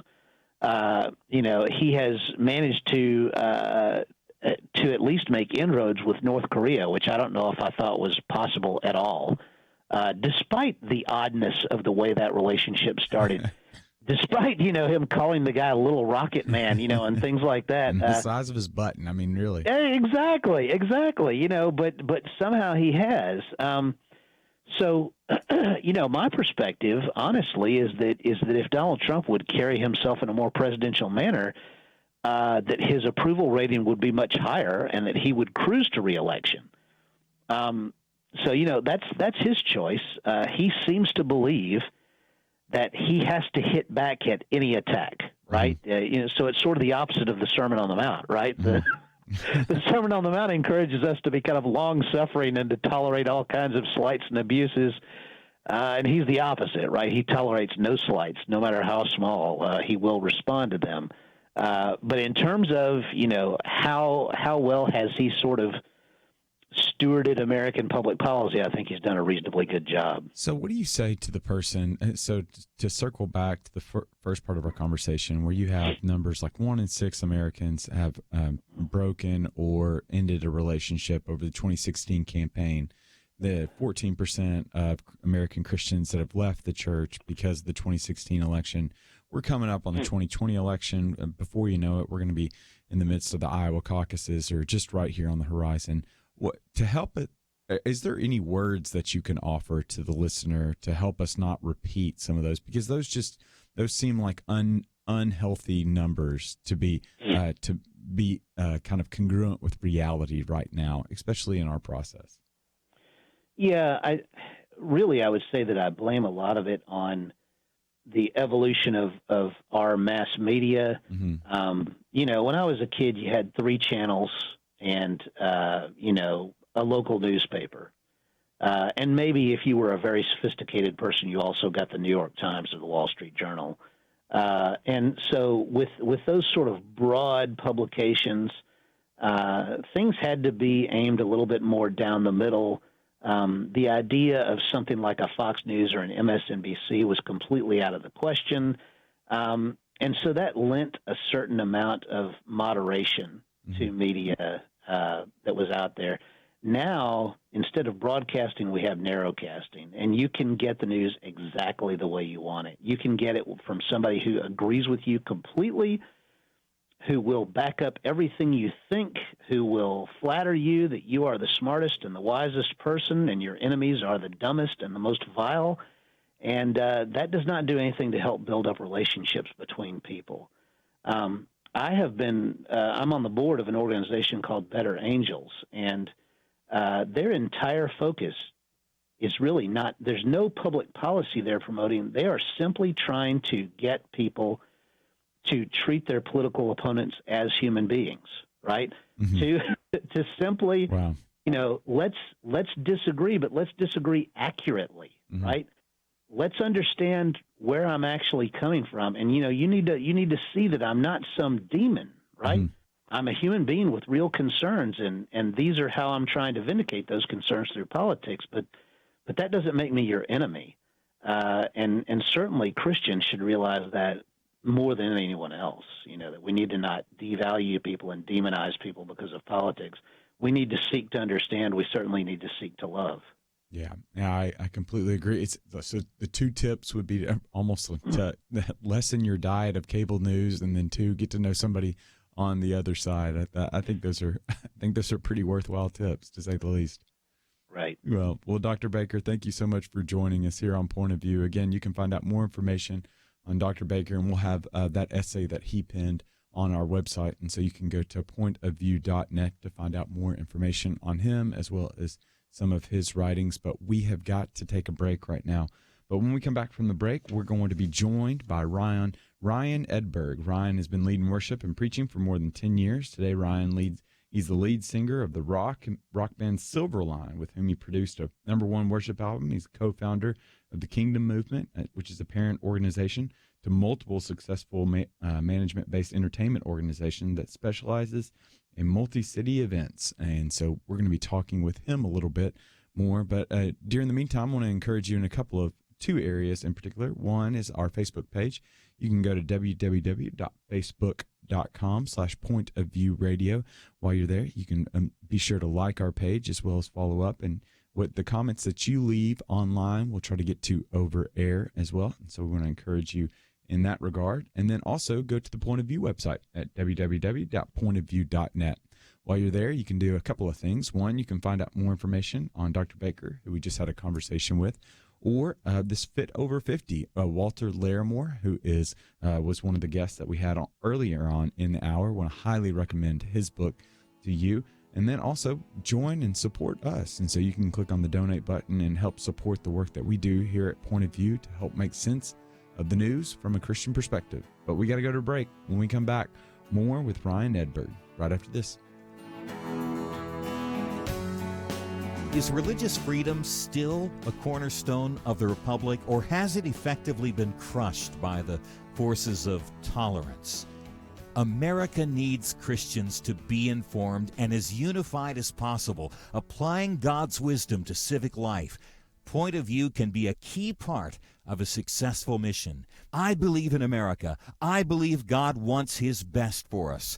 We can face whatever the world throws at us as long as we stand together. If you have not signed on, please do it now. Support Point of View Radio today at pointofview.net. Set up your monthly gift by clicking the Truth Team 360 picture and then carefully follow the directions. Pointofview.net. By phone, you can give at 1-800-347-5151. 800-347-5151. Or mail that first donation to Point of View, Box 30, Dallas, Texas 75221. Box 30, Dallas 75221. Or call us 800-347-5151. Point of View will continue after this.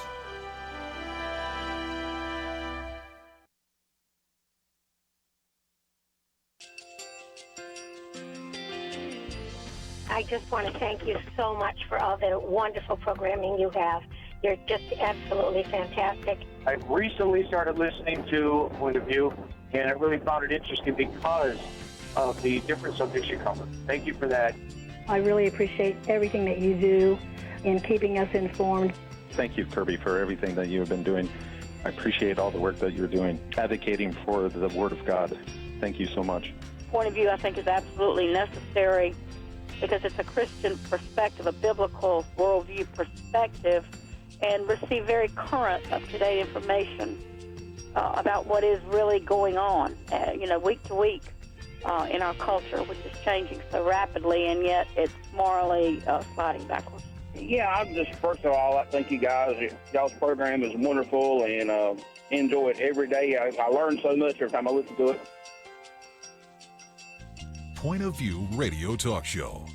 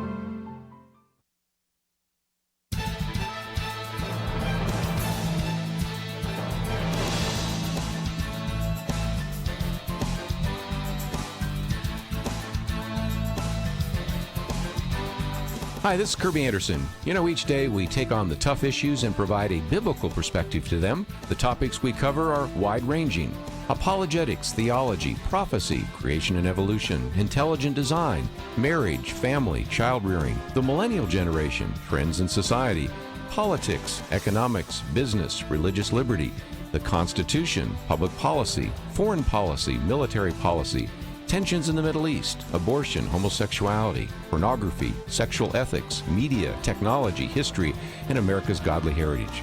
We talk about anything that affects your faith, your family, or your freedom. So don't go anywhere, because Point of View continues right now.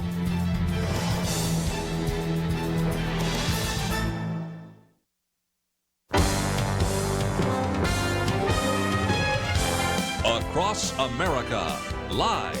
This is Point of View.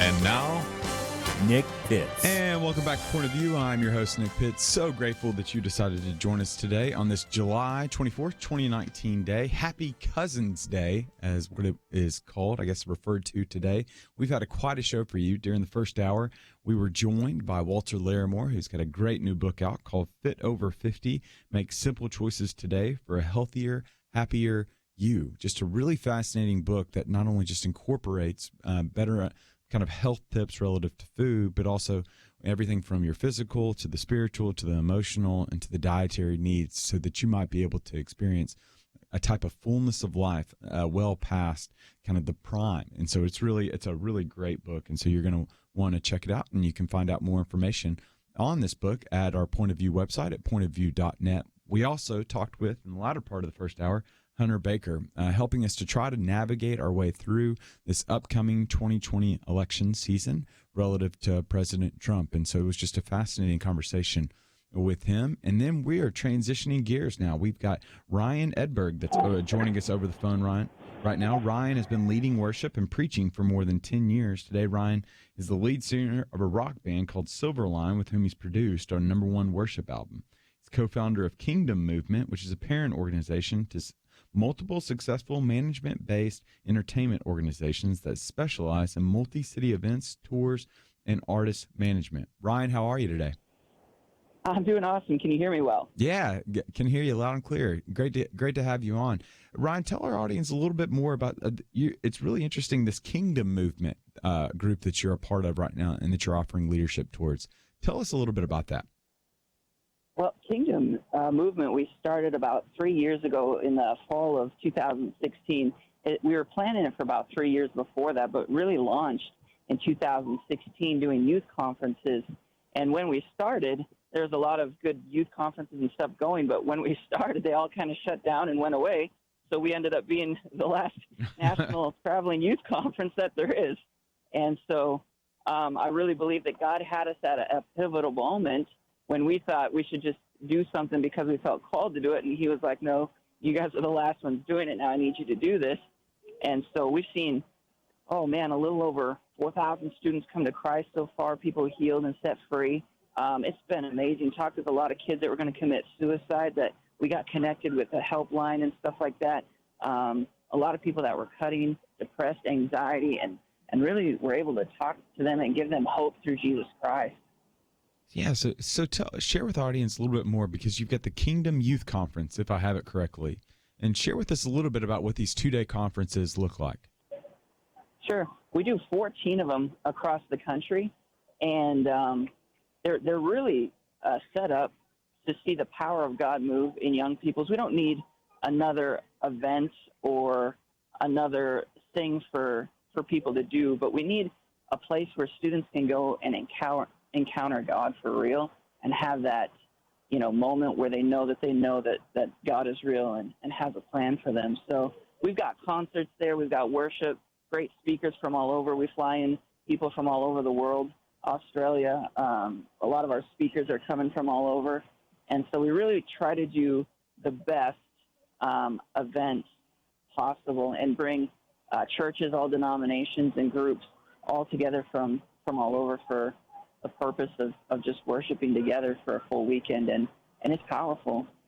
Yeah, Ron, one of the things that's illuminated is it's a very different world that we're living in. And that's why I think it's just so fascinating what you all are doing, because again, you've kind of illuminated just kind of a need, because today's youth are encountering some pretty difficult situations and circumstances, not only at school, but also within their places that they live and move, but also within the church as well, which I think you've illuminated pretty well in some of the stuff that y'all are doing. Yeah, it's a whole different season from ministry from even when I grew up, and I'm sure from when you grew up, with just the stuff that kids even deal with today. A lot of the stuff kind of threw me off guard, and I wasn't prepared for it, and I feel sometimes unqualified to handle situations that I'd never been through. I mean, we went to Virginia and even prayed over some students, and the pastor pulled me aside and said, "We really need your help here.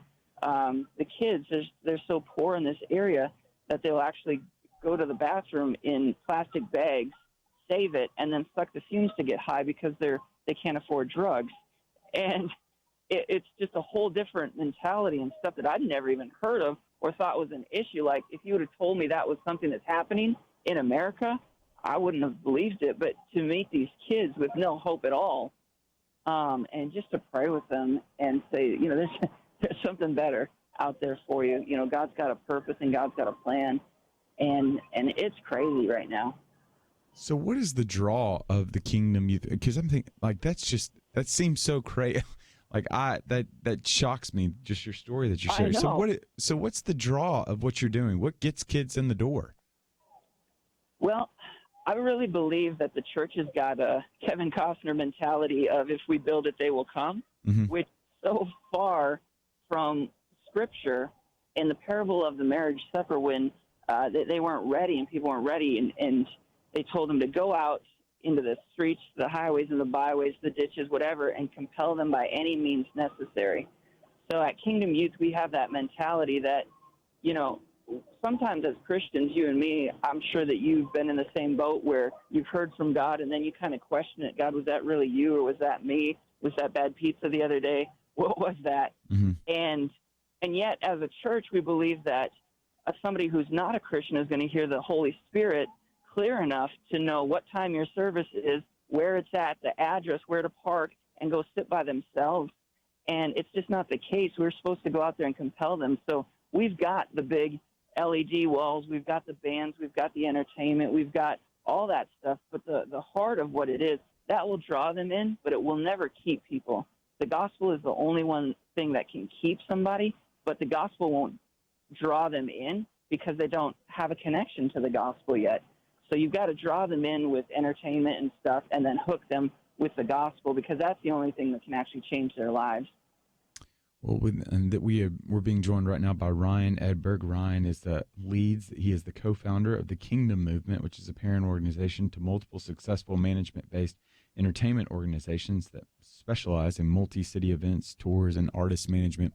We're going to have to take a break, but when we come back from the break, I'm gonna dig in with Ryan a little bit more about today, like the Gen Z generation to a large degree, because this isn't millennials. This is a much younger group that Ryan is working in and through right now. And it's just really interesting to be able to identify. I'll be interested to know what Ryan's take is on the values of this new generation. What are the things that they value, so that we might be able to contextually preach the gospel, to share the gospel with this group.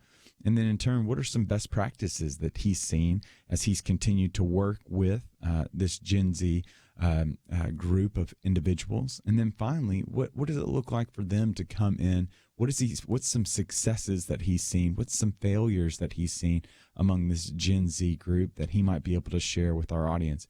But we've got to take a break right now. But when we come back from the break, more with Ryan Edberg. But if you want to find more information on Ryan and the work of Kingdom Youth, you can go to our website at www.pointofview.net. We'll be back right after this.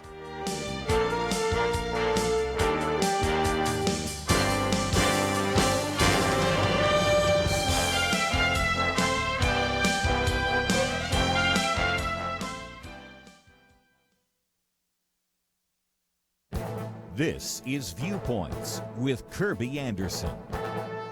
Columnist Derek Hunter observes that separately, arrogance and ignorance are some of humanity's worst traits. Together, when coupled with power, they achieve weapons-grade stupid status. Harsh words, but they are most likely true. He applies this observation to the Gang of Four in Congress, also called the Squad, that seems to be led by Alexandria Ocasio-Cortez. But before we talk about the latest conflicts in Congress with these women, consider how true this is becoming in every area of American life. Ignorance is the first issue. In many previous commentaries, I've cited studies showing how little college graduates know about history, government, and economics. This is where the problem of arrogance comes in. They think they know more than they actually do. I've often said that some of the smartest people in the world are college seniors. Of course, they aren't that smart, but so many of them think they are smart and sophisticated. I found that sometimes you can't tell some college graduates anything because they think they know it all.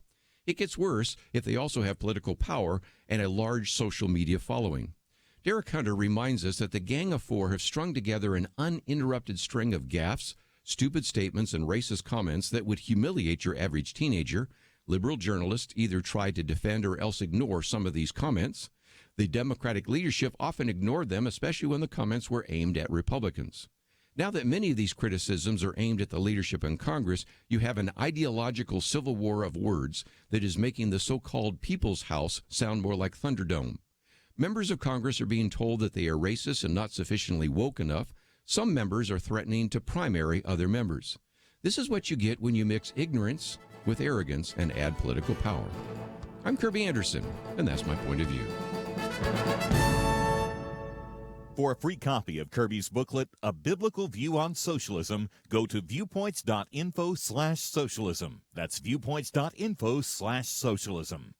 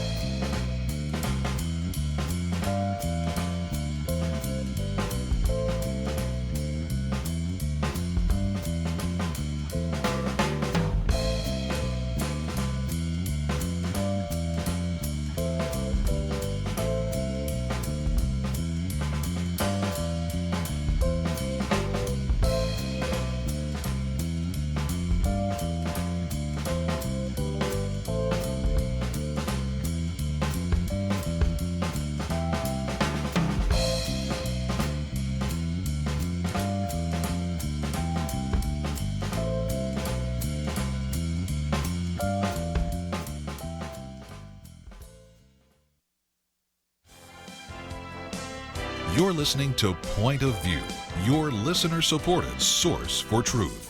Welcome back to Point of View. I'm your host, Nick Pitts, joined over the phone by Ryan Edberg, who is leading the Kingdom Youth Movement right now. And Ryan, you're doing such great work with Generation Z. So help our listeners better understand, what are some of the issues that you're finding that this new generation is dealing with? I know you illuminated it with one particular story relative to, I'll just say you illuminated it. Help us understand some of the other issues that they're dealing with. Yeah, right now, it's definitely, a generation that is lost. The media is coming at them so hard and telling them who to be and how to think and all this kind of stuff. So we've got a whole generation that, doesn't know even what bathroom to use, let alone who they are in Christ. I think identity is everything, because the Word teaches us who we are in Christ and that foundation, and it really changes the way you think once you realize what Christ paid for you, so that you can know who you are and what He's inside of you. We believe that the Holy Spirit's living inside of us, and yet that's where we get hit so often is identity now. And we've got so many different identities now and genders and all that kind of stuff that I really believe that the media has hit it hard with this generation just to get it mixed up. And I believe that it's not, bad people as much as a spirit working behind it and the enemy trying to attack this generation. Because if people know who they are in Christ, it's game over. We're one generation away from extinction in the church if we don't get it right and go after this youth. But there's not a lot of programs for youth anymore. There's not a lot for our students. And so that's why we started youth conferences. And a lot of people said you'd go broke if you do youth conferences, and we said, well, if we don't, who will? And that's kind of our motto and our heart behind what we're doing is, if we don't, who will? Yeah. And so there's a lot that they're going through, cutting and depression and anxiety and fear. Like, I don't remember being 13 and having anxiety. I just remember going outside and playing all day, and some of the stuff that these kids are going through right now is different. And the only thing that can set them free is Jesus. So what are you mentioned identity at the front of your answer, and how identity is the main part, like it's the thing for us, for those that are Christians. What are some of the false identities? What are some of those faulty identities that the Gen Z is being sold right now and finding is insufficient? Well, I mean, it's come after the generation with everything. I mean, there's, you are looked down if you even say it's a boy or a girl or gender reveal party, because it's not up to us anymore. It's up to the kid on what they want to choose when they're older. I mean, there's a lot of stuff that we look at and it's just ridiculous. I mean, we can prove it scientifically what somebody is, but yet we have a generation that wants to close their eyes and say, no, I don't see the facts. And so I just think it's awful. And, there's a lot of stuff that we could go into and go deeper. And, a lot of that. One of the girls showed up, she was 13, and she's just bawling. And you can tell the different kinds of crying when you do this it's either, crying because Jesus had touched them, or crying because life's almost over for them. We found out that she had her parents had both died in an accident, and then from there her uncle had taken her and done some horrible things, which led the police to take her away and put her in foster care. With the foster parent tripped and fell in front of her and was killed in front of her, and yet we're up there telling her about an all-loving God that she can't comprehend. And this generation just needs consistency and in their lives, and there's a lot of mixed parents, there's a lot of mixed families, and family is good. I'm not saying anything about that, but I went to my kids' school, and one was in second grade, one's in third grade, and they were the only two kids in the whole school that had the same mom and dad. And there's just a whole generation that, is ripping the family apart, and so there's no consistency, or somebody speaking into a kid's life, and they go to church, and the average youth pastor now leaves every 6 to 8 months, and so there's no consistency there. So the only consistency they have is with the liberal school teacher telling them. So, of course, our generation's going to the left. So, yeah, I think you bring up a really great point. I mean, one of the things that I usually tout off on here is Daniel Patrick Moynihan over 40 years ago released a report, and it was up in arms because there was we finally hit double digits relative to number of babies that were being born into the world in unwed families. And now that number is upwards of 41% right now of babies that are born today that are born into unwed mothers, born to unwed mothers. Yep. And so what are some of the things that you all are doing specifically to address that? Because, again, like, there's just, you see the beautiful picture of the gospel message is, one, you're being adopted into a new family, and two, you're seeing a loving father. When many kids today, I mean, almost the majority of students today are living in a world in which the idea of a loving father is something that's largely absent from their understanding. Yeah. I go and preach outside of Kingdom almost every weekend at a different church. Even last night I was preaching, and a young man, I was talking to him about a loving father, and he said, what do you see? Be honest, what do you see when you look at me? Do you see anger? Do you see hate? And he's like, that's what everybody tells me they see. I said, of course I don't see that. I see a young man that's confused and needs guidance and needs help, and he needs a father figure to speak truth in his life. And he's like, well, that's not going to happen. I said a father figure may not be a father, but you need a man to stand up in your life. And so we're encouraging men and youth pastors to step in and fulfill that role as a father figure. Even Paul had talked about you've got many teachers, but you don't have many fathers in this faith. And so just Christian men standing up. And you look in church, and there's a lot of women in the church, and that's great. We amen for that. But where are the men at? And we need them to stand up and start looking these kids in the eyes and saying, I love you. I'm going to stand with you. What do you need in life? You know, this is right. This is wrong. Let's go fishing, or let's go hang out. Let's go to a movie. And it's just crazy. What would you say? So I don't want our audience just to think that that entire generation is lost. There's nothing good that's come from it. And so help us understand, what are some of the things that encourage you when you consider this new generation? You're in the fields right now. You're working the fields for the glory of God and for the good of the world. What are some of the encouraging signs you're seeing relative to this new generation? Well, what's good is I've seen this generation. This generation has seen everything. They've heard everything. They've experienced everything. If they want to see it, they just type it into their phone and pull it up, and it's there. And so you can't wow this group with much anymore. I mean, when I was a kid, it was, you get cool video games at church and you'll have a full youth group. But now it's a lot easier. If you look a kid in the eye and tell them you love them and you believe in them, they come back and they bring 3 or 4 friends. So it's easier to build a youth group right now because these kids, they just want the real deal now. And as we were praying, we're like, God, what are you going to do in this generation? We really believe he said that the young lions are coming, and to prepare for that.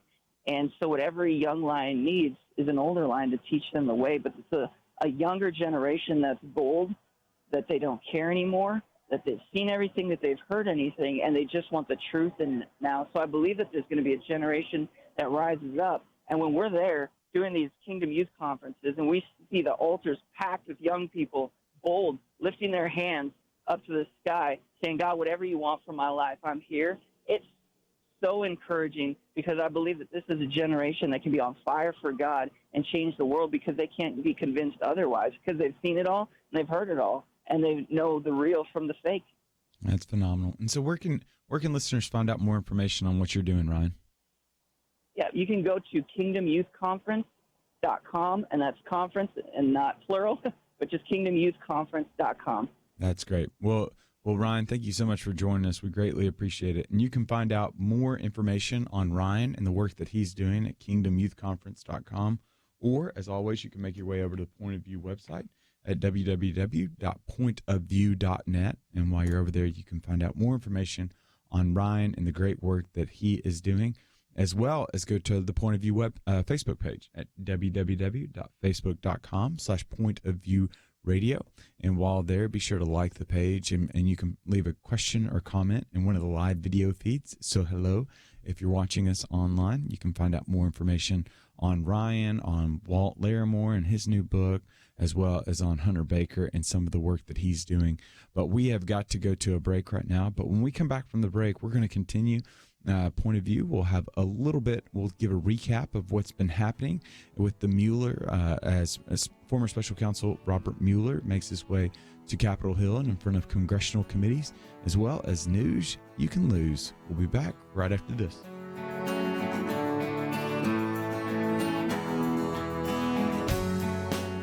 We live in a digital generation. Point of View is reaching this often overly plugged-in generation with truth.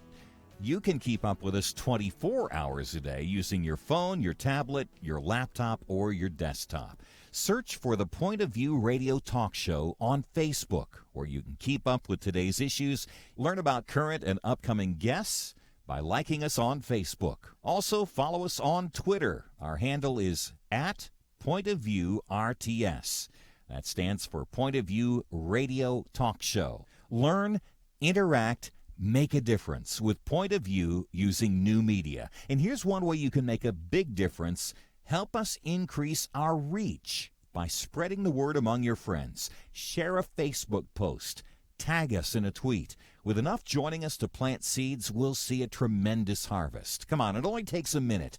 Search for Point of View Radio Talk Show on Facebook, @Point of View RTS on Twitter, and subscribe to the Point of View Radio Talk Show channel on YouTube. Learn, interact, share. The Point of View Radio Talk Show. Point of View will continue after this.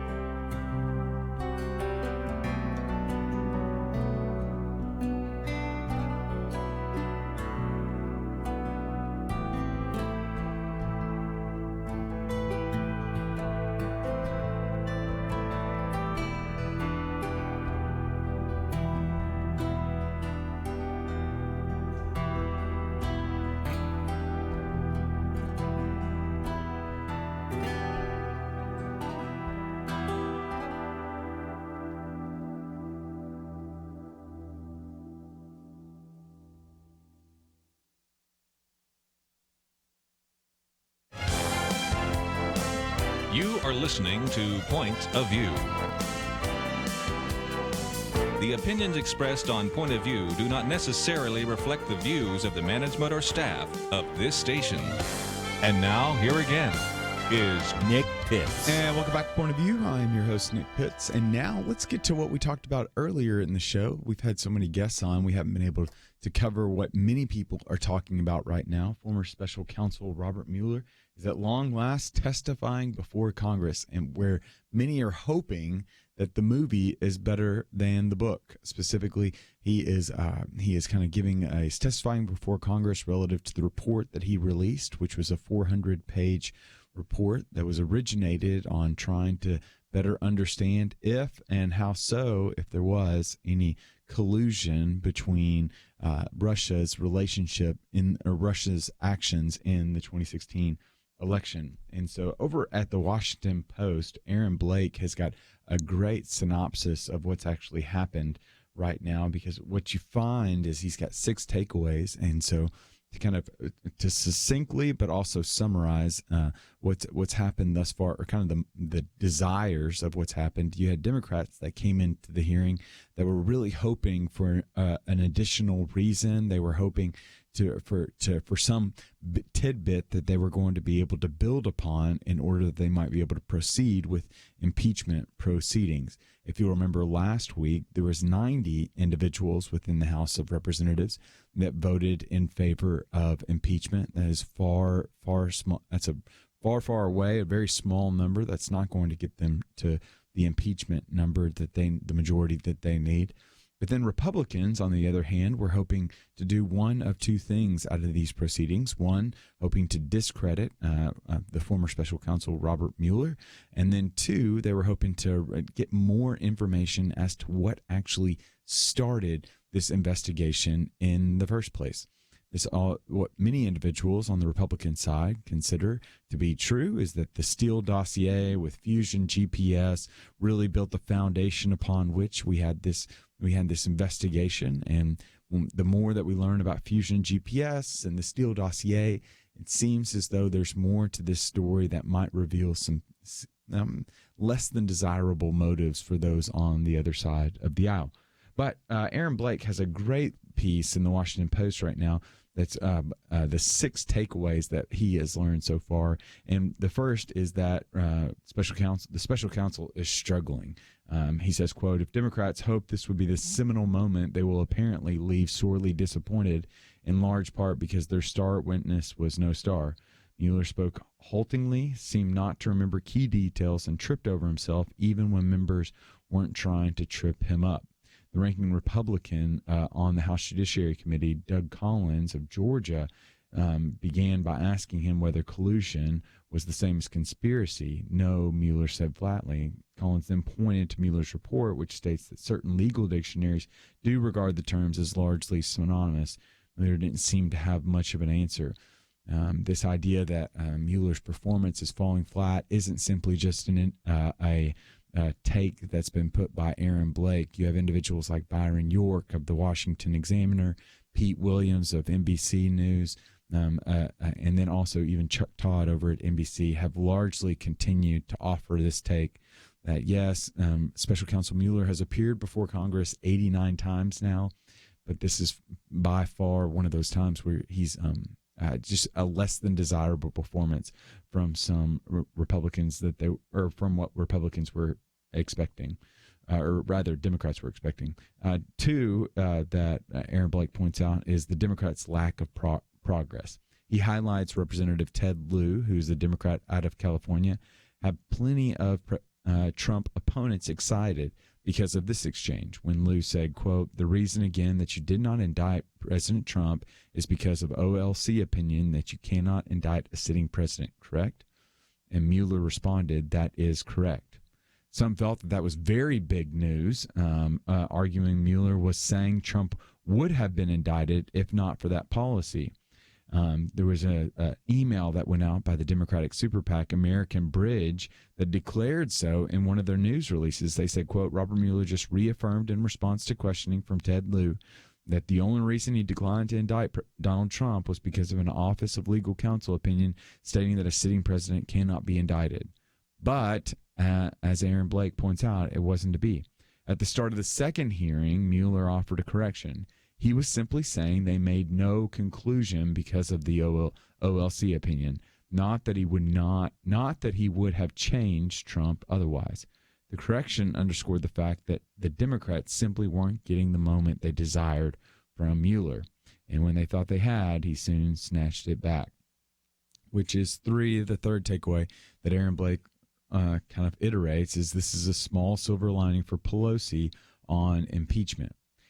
I think Aaron Blake is right on this. If you're House Speaker Nancy Pelosi, which, again, Nancy Pelosi has been the Democrat, obviously the Speaker of the House, that has been doing everything that she can to try to keep House Democrats from moving forward in these impeachment proceedings.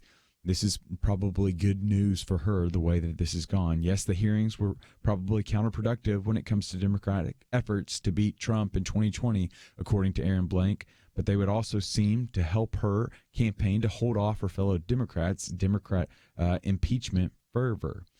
Some House Democrats, as I alluded to earlier, were forced to vote on this topic, and even as Nancy Pelosi has argued that it's a bad idea. But there are a couple of consolation prizes that have come about this, according to Aaron Blake, which is the sixth takeaway.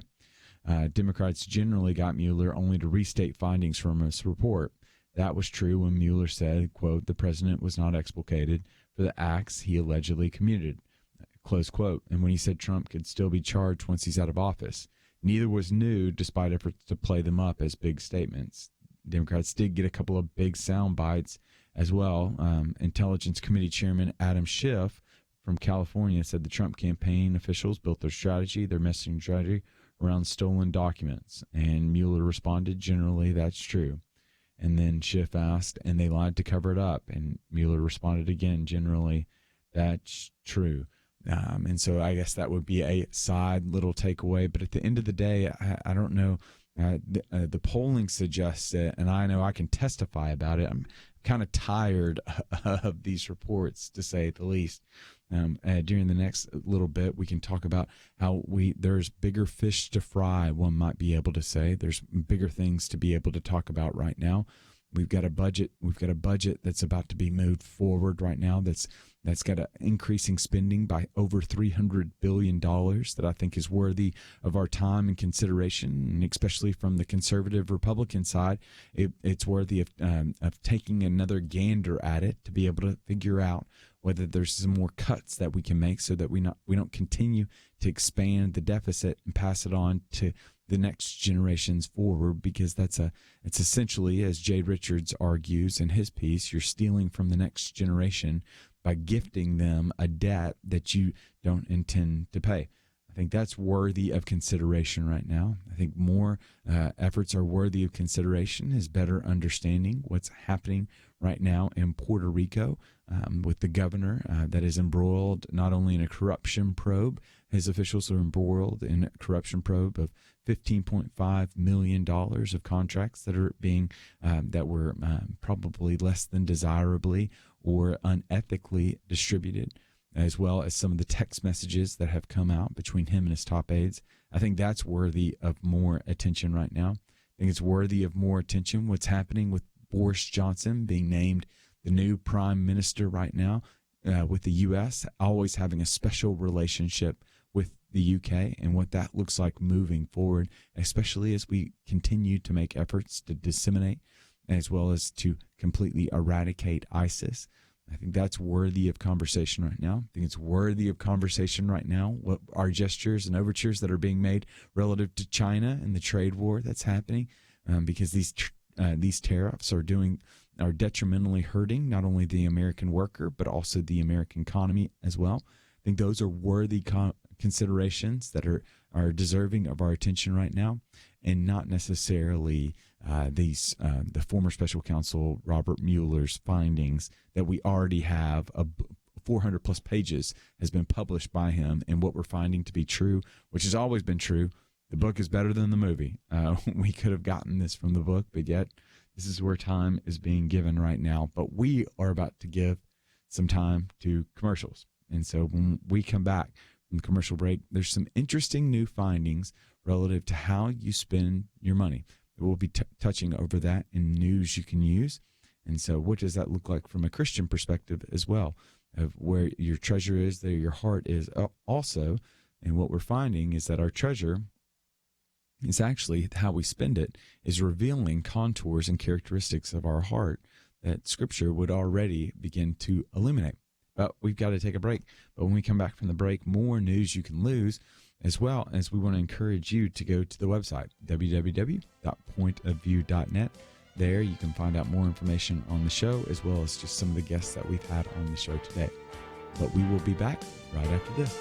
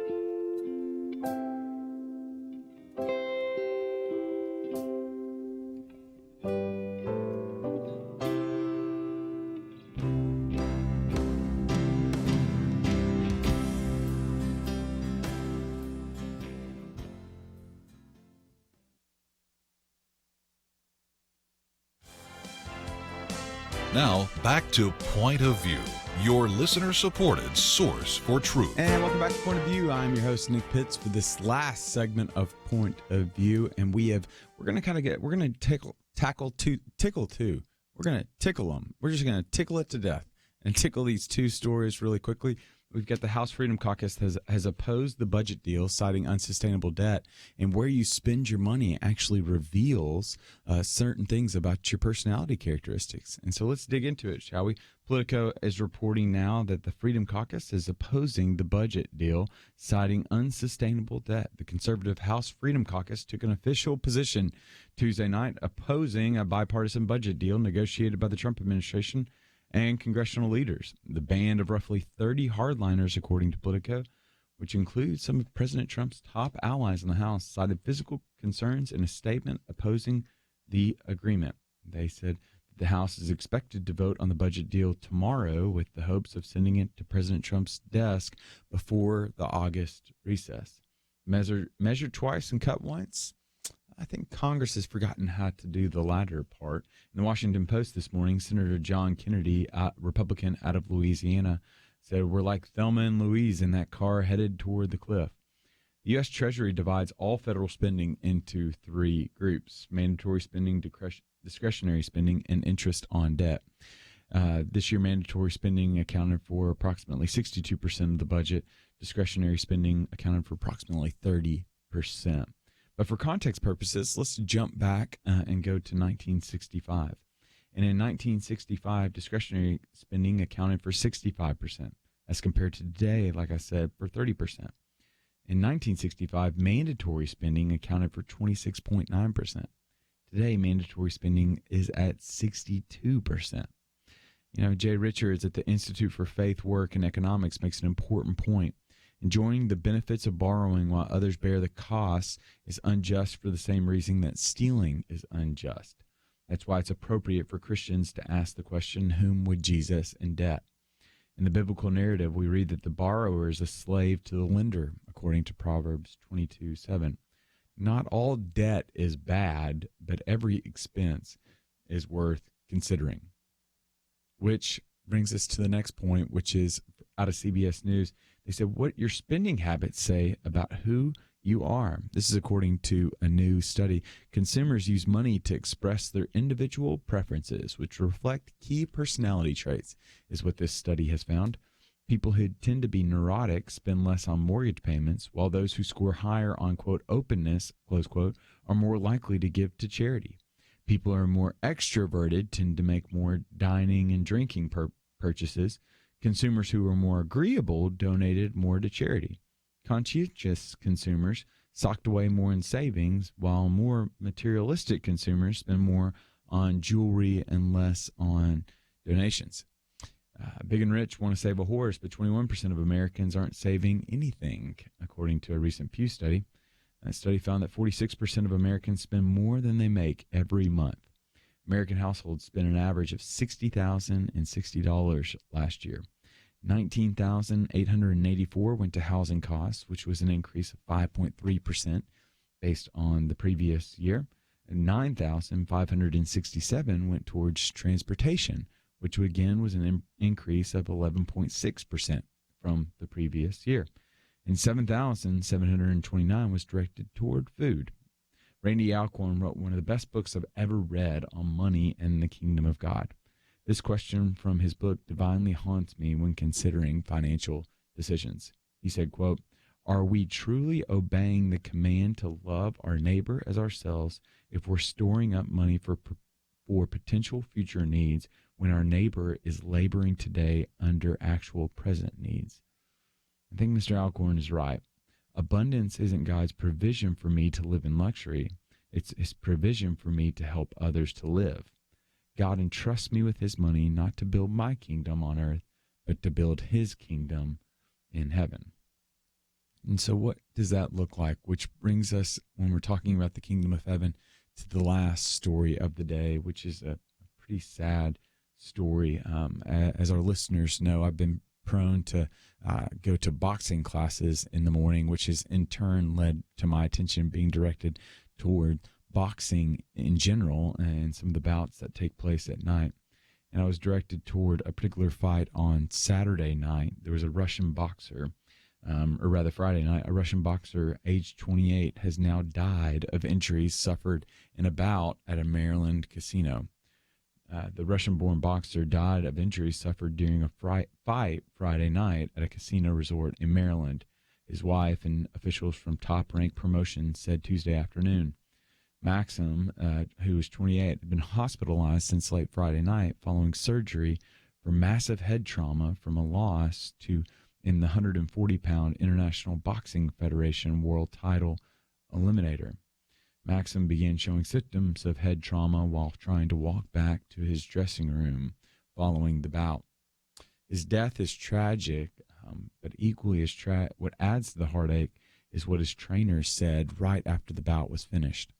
His trainer had convinced Maxim to end the bout, and when the television crews descended upon the ring for their post-bout interviews, Buddy McGirt offered up this comment. He said, quote, "God forbid, one punch, as you know, can change a whole guy's life, and I wasn't going to let that happen. So I'd rather have him be mad at me for a day than to be mad at me for the rest of his life."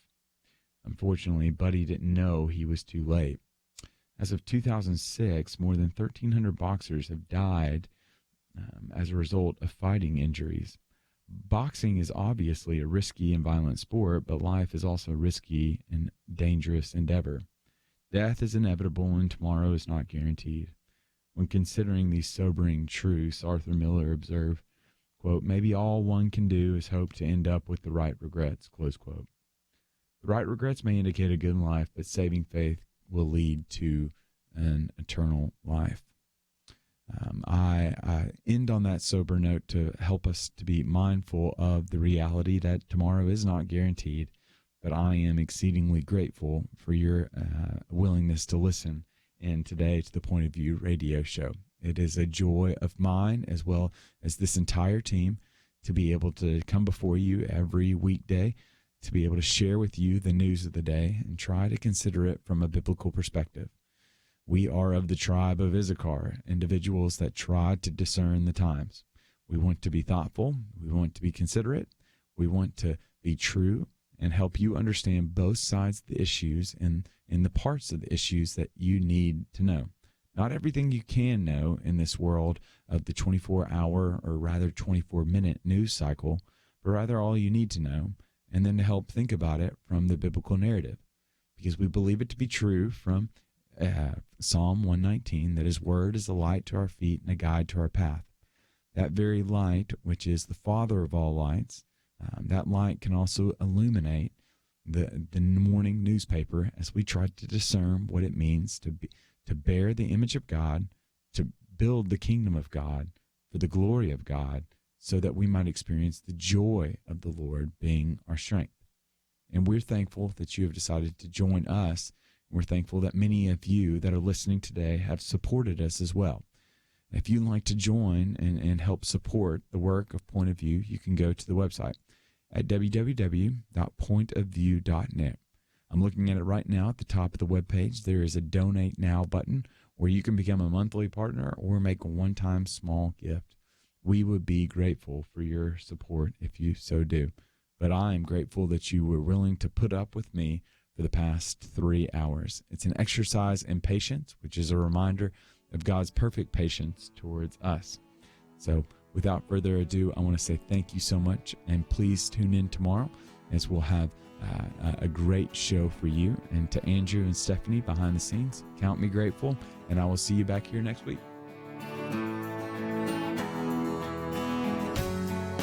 Is religious freedom still a cornerstone of the Republic, or has it effectively been crushed by the forces of tolerance? America needs Christians to be informed and as unified as possible, applying God's wisdom to civic life. Point of View can be a key part of a successful mission. I believe in America. I believe God wants His best for us. We can face whatever the world throws at us as long as we stand together. If you have not signed on, please do it now. Support Point of View Radio today at pointofview.net. Set up your monthly gift by clicking the Truth Team 360 picture and then carefully follow the directions. Pointofview.net. By phone, you can give at 1-800-347-5151. 800-347-5151. Or mail that first donation to Point of View, Box 30, Dallas, Texas 75221. Box 30, Dallas 75221. Or call us 800-347-5151. Point of View is produced by Point of View Ministries.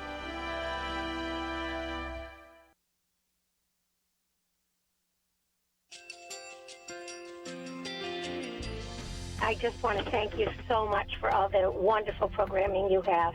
You're just absolutely fantastic. I recently started listening to Point of View, and I really found it interesting because of the different subjects you cover. Thank you for that. I really appreciate everything that you do in keeping us informed. Thank you, Kirby, for everything that you have been doing. I appreciate all the work that you're doing, advocating for the Word of God. Thank you so much. Point of view, I think, is absolutely necessary because it's a Christian perspective, a biblical worldview perspective, and receive very current, up-to-date information about what is really going on, week to week in our culture, which is changing so rapidly, and yet it's morally sliding backwards. Yeah, I'm just, first of all, I thank you guys. Y'all's program is wonderful, and enjoy it every day. I learn so much every time I listen to it. Point of View Radio Talk Show.